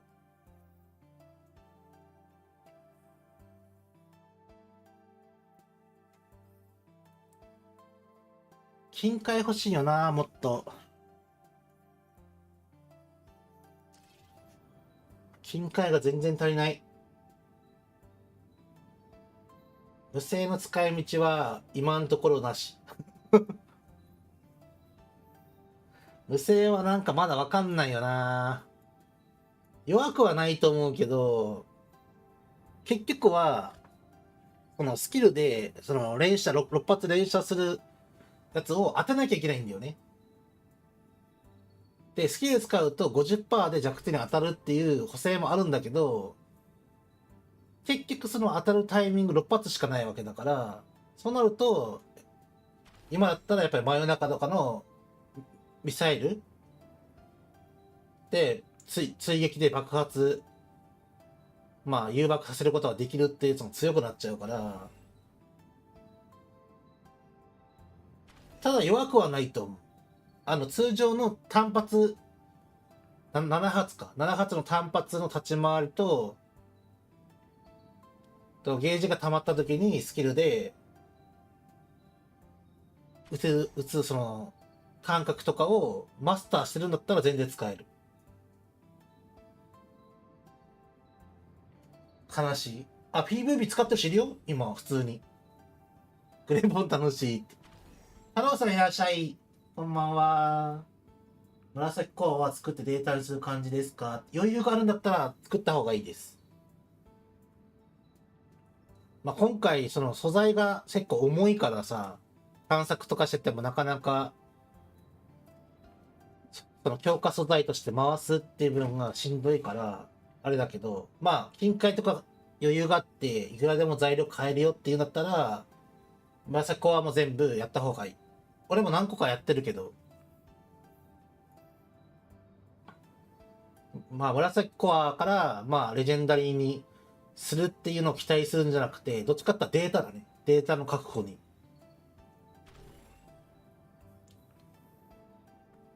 ワンチャンレジェンダリーになるかもしれんけどね。ただ、紫に使うの重いんだよな、ちょっと。コアがないからいいな。明日手に入るよ、明日。レジェンダリーは今回確率めっちゃ上がってるよね。なんか2種類とか一気に出たりとかさ、レジェンダリーで固定についたら、5個じゃんかで、つかなくても、ランダムで、確率勝ち取ったら、何個か出てくるからさ、1個とか2個とか。だから結構今回、結構分解するハードルが低いように感じるから、わりかしエピックは揃うと思う。固定につけたやつとかをさらに強化したいっていうんだったら結構必要になってくるけど、単純に固定につけたいっていうんだったら必要個数は結構わりかし早めに確保できるんじゃないかな。俺今、武器に金つけたくて、意地でも金って言って、全部武器回してるけど、そろそろ手の装備とかで全属性強化とかも集めなきゃいけないなと思ってて、今。悩んでる、今。とりあえず今武器出品してるから、弱点4ダメージが10個揃うまでは武器回すけど。ウルトラにする優先順位は武器防具。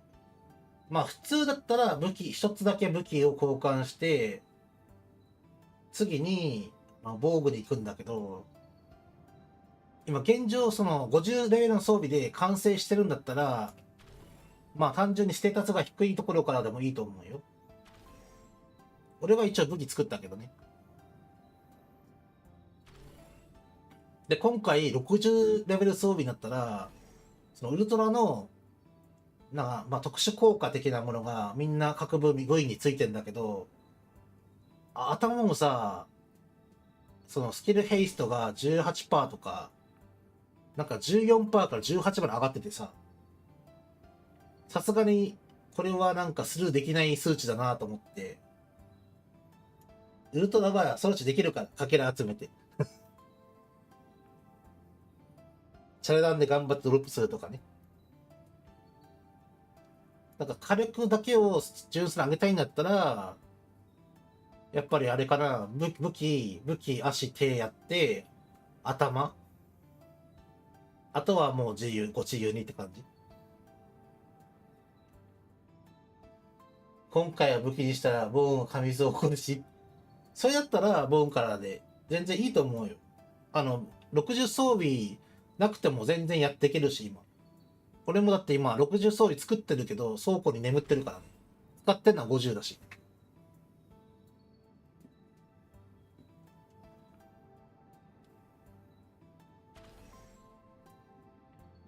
どっちからね、スキルのさ、感覚が長すぎて使えないってなったら頭作ればいいし、会心が足りないから会心上げたいっていうんだったら手の装備作ればいいしっていう。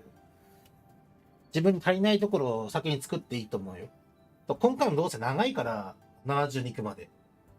今回だけあっさり70になるっていうことはないだろうから、おそらく69の段階で、まだね、長いと思うんだよ。休眠期間入るからきっと。なんなら、一旦66、今、ストーリーが66まで何もないんだけど、66で一旦、スローペースになると思うんだよね。次のレベルキャップ解放がもう、50の時みたいに。だから、そう考えたら、だいたい、シャレダン1回に行くと、24個ぐらい、かけらがもらえるのよ。で、毎日デイリーダンジョンと、精鋭の試練で、まあ、5個から6個もらえて、探索結構してるんだったら探索中の宝箱からも、まあランダムだけど、まあ2個落ちることがあるから、ってやると、1ヶ月に1個は確実にできるから、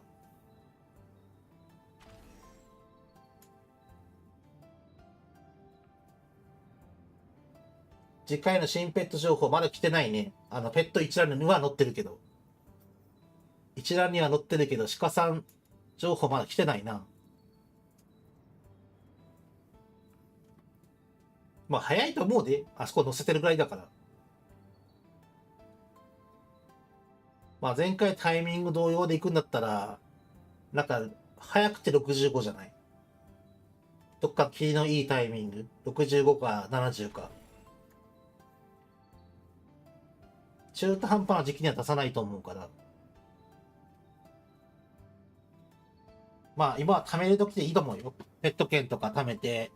またレンジャーとゼウスニアみたいに、個別に組んでくれると思うからさ。なんか60天井にしてくれて、その都度なんか報酬っていうか、確定で手に入りますみたいな。俺前回レンジャーの時に300まで回して、確か4体出たのかなレンジャーが。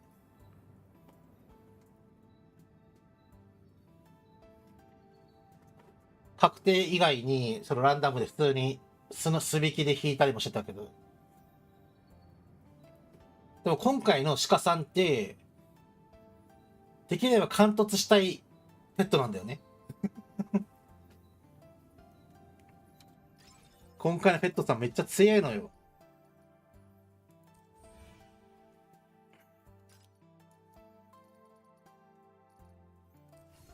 このペット。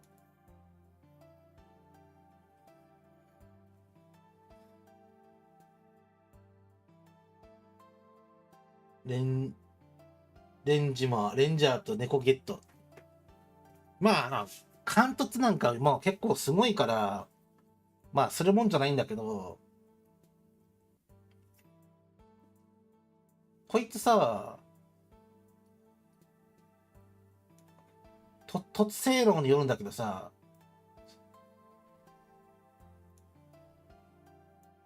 この最後の貫突の方まで行くと、飼い主に、被ダメージ軽減つけるんだよね。最後、6レベルまで行くと。その場ではないんだけどさ。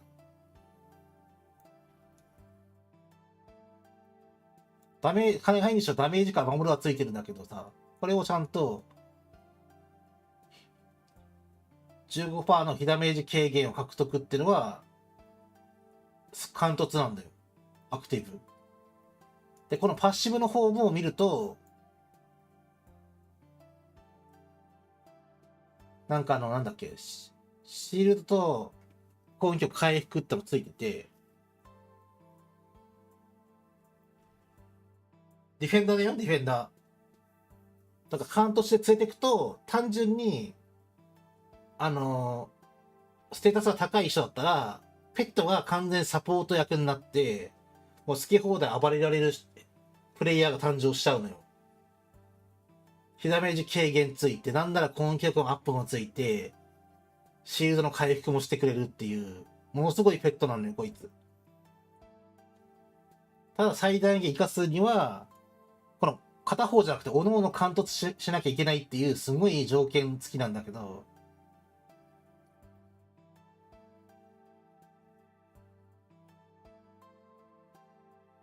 ディフェンダータイプのよ。そうそうそうそう。だから、VR だと73回と86回、それ以降にも何回か、自爆する敵だったり、敵を倒したら強制的にダメージを食らうっていう、なんていうのそのギミックがあったりっていうのが、しんどくてみんな壁にぶち当たるんだけど、こいつがいたら、貫突しなくてもいるだけでだいぶ違う。回復してくれるし、こいつ。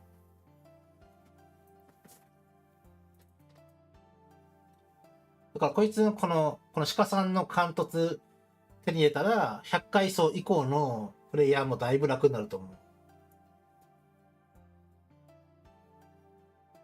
そう、鹿さん。ただ貫突だからね。一箇所じゃないからね。最低でも、アクティブとパッシブを6人まで上げなきゃいけないから、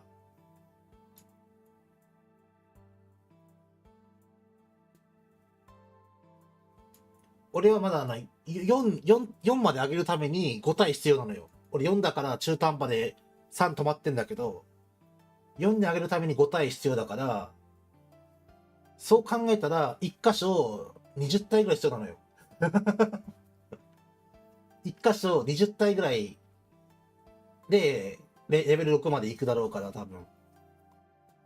だから2箇所ってなら単純に40体だし、全部貫突したら60体分必要だから、だから絶望的なもんだから、ただ、とりあえず1体は欲しいかな。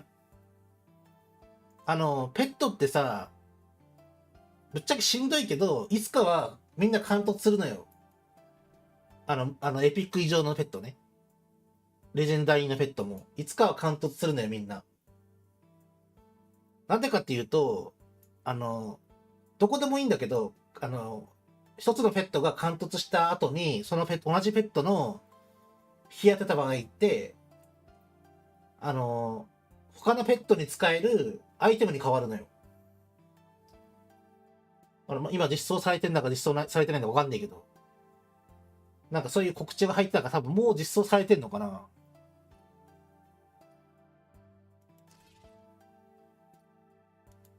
どっから売ってんのかな。あ、あれか。評価の時見ればいいのか。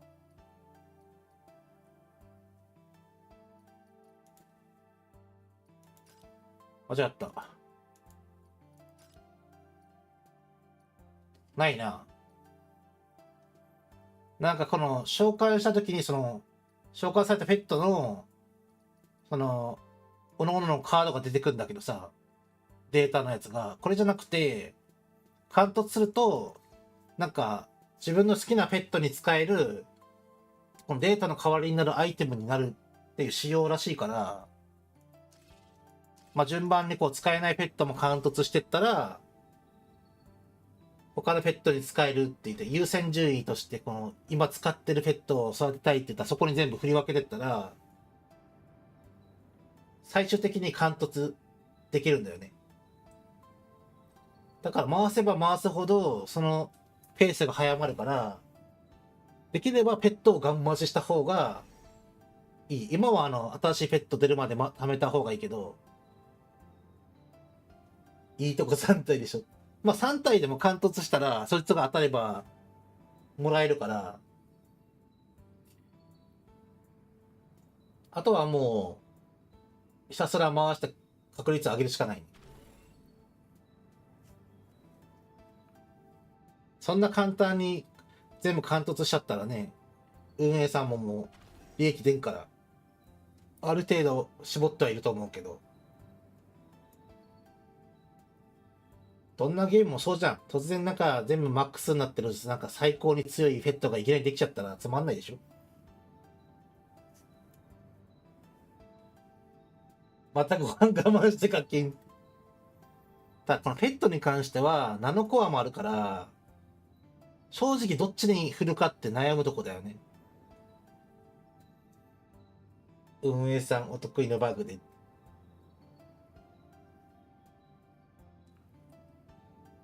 ナノコアも回さなきゃいけない。ペットも回さなきゃいけない。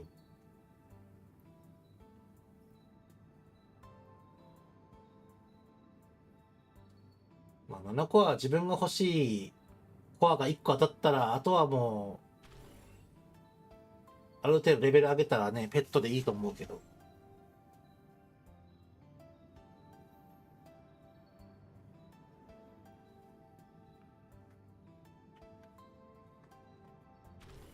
まあ、評価するところが多すぎて大変だね、このゲーム。他のゲームの方が多分よっぽど楽だと思うよ。他のゲームにも課金する要素とかガチャとかいっぱいあるけど、でもそれだって、なんかキャラクターを出したら終わりとか、装備を出したら終わりとかじゃん。それはだって、ペットもガチャだし、7日もガチャだし、で、武器とかに至っては、もう、課金して手に入れないといけないやつもあるけど、ほとんど運だからさ。課金して手に入れても運で、いいデータがなかったら使えないし、みたいな。無課金者への錬金術の特集してください。錬金術錬金術なんだ？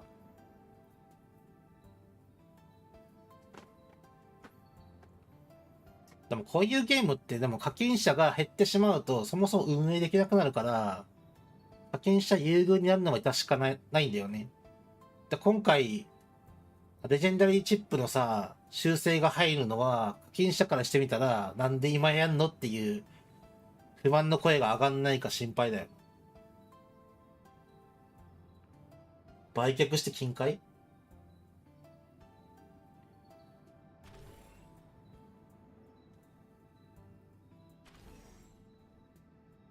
何を売却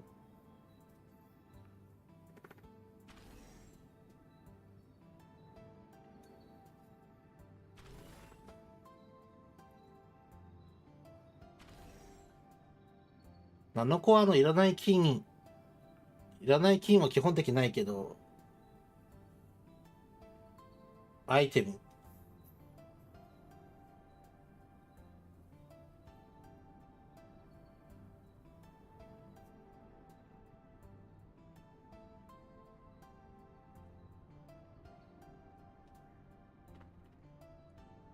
なかなか難しいところだな。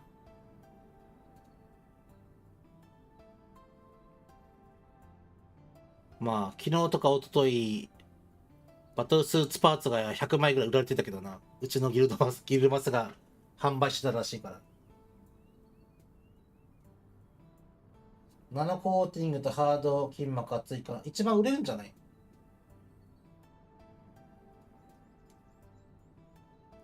今一番売れると思う、無難に。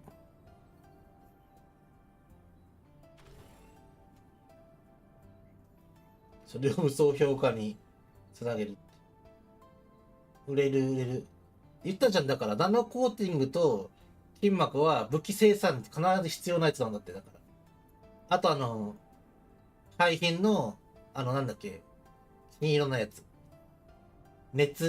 耐熱なんてみたいなやつ。あれは絶対必要なやつで、ナノコーティングは海浜ジョブ素材じゃん。待って、そっちか。100枚の方か。あれだよ。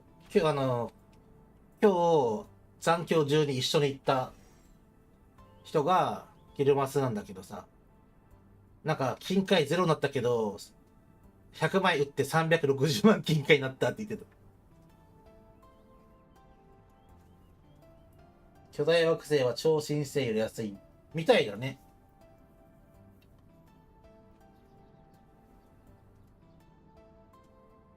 超新星は多分一番、その売り買いがされてて、その強化とかの注目度も高いからさ、みんな気にしてるっていうかさ、強化し頑張ってしとるから、自然的に高くなっちゃうんだよ。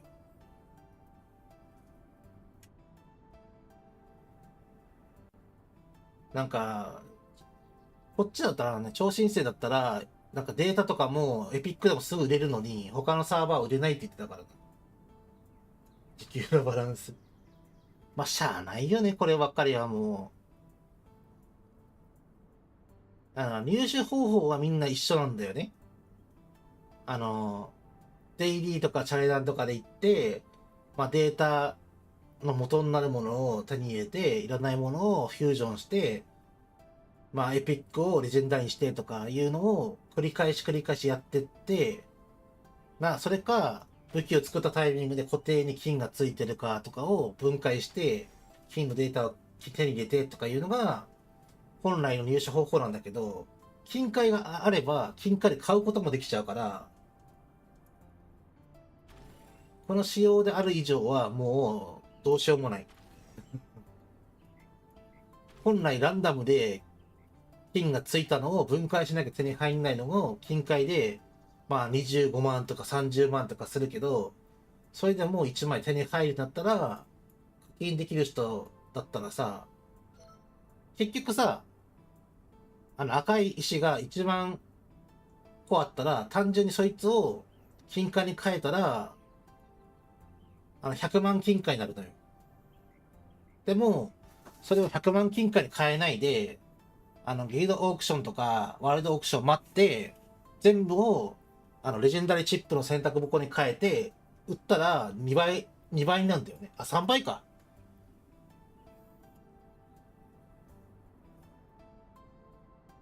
単純に、ワールドオークションで普通に変えたらだけど、1個300なんだよね。課金石の、赤い石の方で300で、レジェンダリー選択箱手に入るんだけど、通常、1個さ、出品したら、だいたい6万7千円ぐらいで売れるんだよね。とにかく売れればラッキーくらい高めに売ればいい。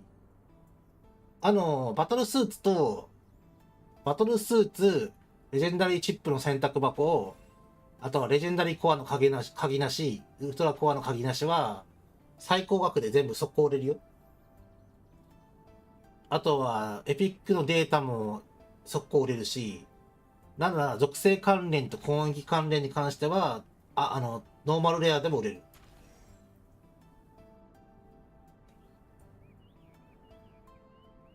基本で強化に必要なやつは、最大値で売れるよ。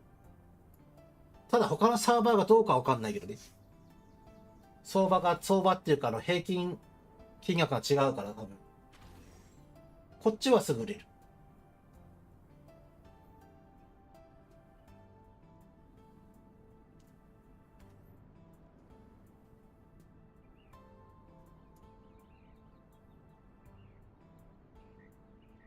俺も金のデータがな、いけばな、次の強化に進めて、早めに強化できるんだけど。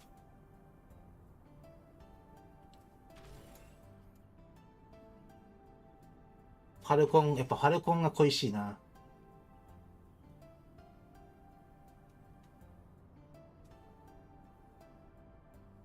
超新星巨大サーバー、それはあるとしたら一番最後だね。完全に。今4つで分かれてるから、もし次があったとしても、その、超新星と巨大惑星に残りの2つをまた振り分けて、さらにそれでも改善しなかったら、巨大惑星と超新星を統合するっていう選択になると思うから、まだ先だよ、やるとしても。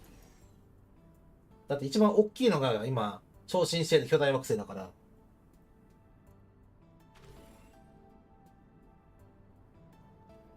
今統合したら、バグ多い中で統合したら、サーバー持たないんじゃない多分。パンクするよ。パンクしちゃうよ。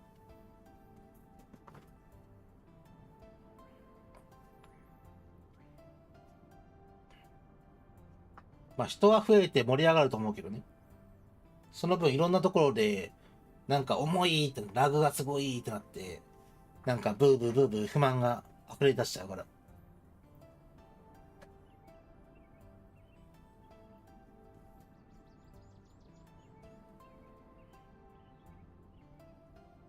でも、今回マッチング変わんなかった。あ、スマホは早くなるかもね。なんか PC 版がいないから PC 版のマッチングをしてほしい。未だにマッチングしないもんな。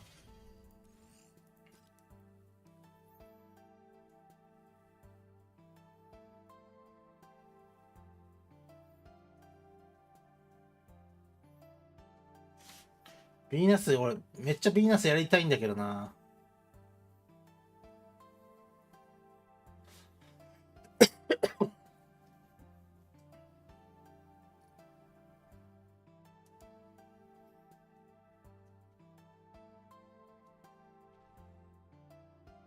慣れたらやりやすいと思う。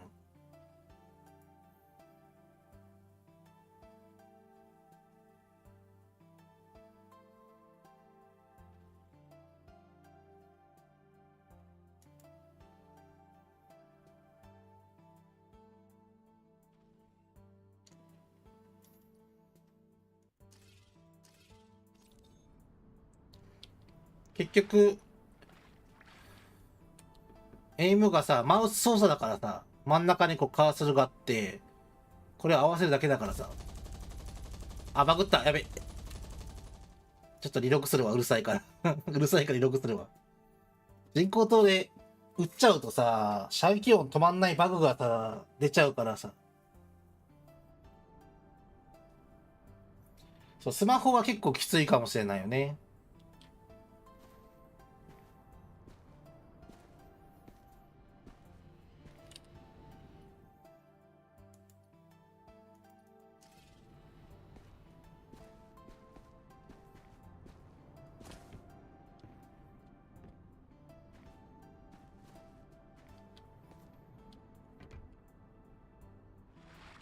俺もスマホはちょっとしんどくてできないんだよな。あとはしても、そのやってる風景を残せないから、ただ本当にプライベートでやってるだけになっちゃうから、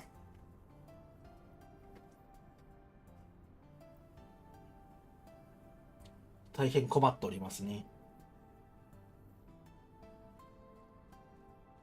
そう、アシュラはね、スマホだと連続切り押しやすいって言ってたな。アシュラ専門の人が。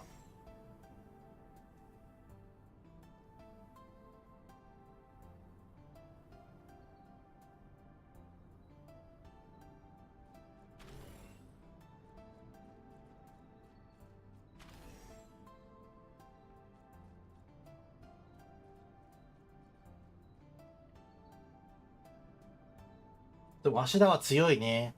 まだその強化全然してないアシュラで全然ダメージ出せる。慣れたらだけど、これもまた。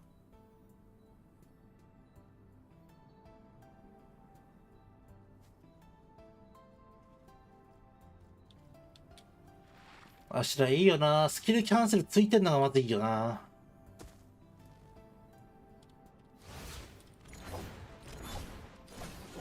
なんなかったスキルキャンセル。1回しかなってない。最大3回までさ、スキルリセットして連続できるんだよね。1回、2回、3回来た。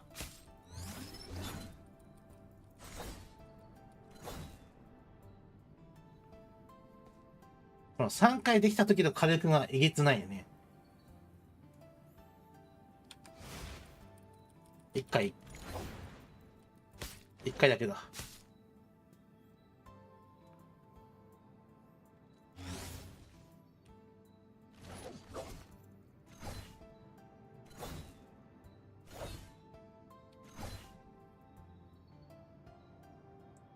あ、了解です。そうや、パンダも終わるって終わってなかったね。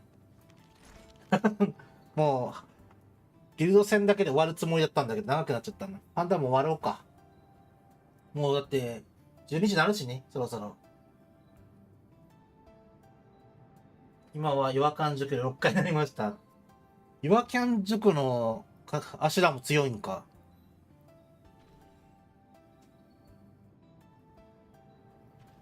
まだアシュラに関しても何も試してないわ。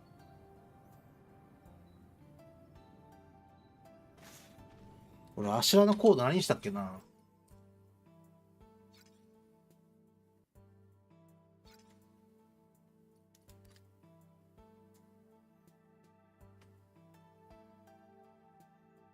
なんだこれ。接近2つ、属性1個、運費天部1個、スキル1個、爆発1個。なんかすげえ配信がラグってるな。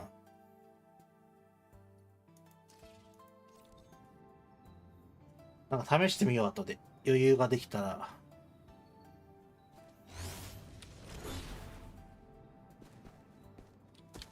今日はちょっとゆっくりして、ちょっと体調が少しでも回復したら探索して、素材集めなきゃな。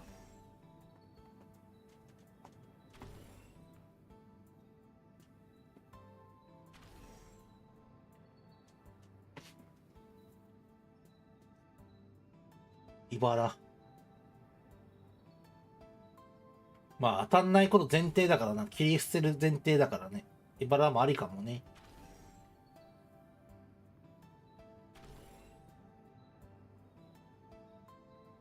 ただ俺は基本的に単体ボスとか以外は茨つけないかな。膝目ただでさえ大きい時に茨つけてたらもっと死んじゃうもんだって。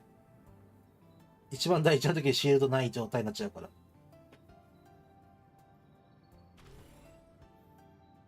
なかなか難しいよね。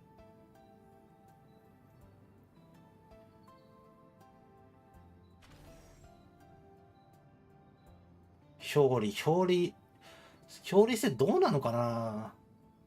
たとえなんか違和感事故でさ、そのデメリットのデバフ全部なしにしたところで、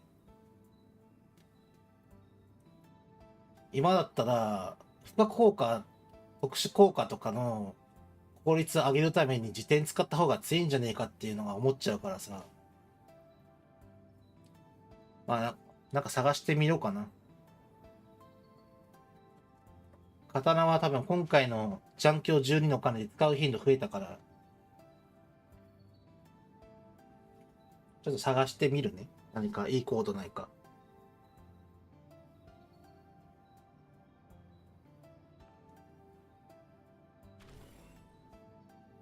じゃあ長くなったけど今日の配信はこの辺で終わろうかな。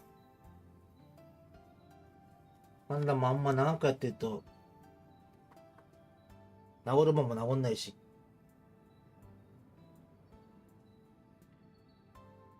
こちらこそありがとうございました。またね、次の配信でもね、時間があったら遊びに来てください。今日はもう本当ね、ギルド戦メインでさ、めちゃくちゃ遅くね、合わせてつけたのに、結局いつも通り配信しちゃったから。まあ今後ね、ちゃんと何かしらタイトルつけめて、そのタイトル用にサムネもつけて配信しようかなと思うので、まあしばらく探索なりそうだけどね。なんとか頑張っていきます。ではでは、本日は以上となります。最後までご視聴いただきありがとうございました。こんな感じでね、パンダ自身いろいろ問題あってね、バタバタしておりますが、配信はね、遊び場の配信は頑張っていこうと思ってはいるので、いろいろとね、サポートしてくれたり、一緒に遊んでくれたりとね、力を貸していただけたら嬉しいです。よろしくお願いします。では皆さん、おつぱんだでした。またね。バイバイ。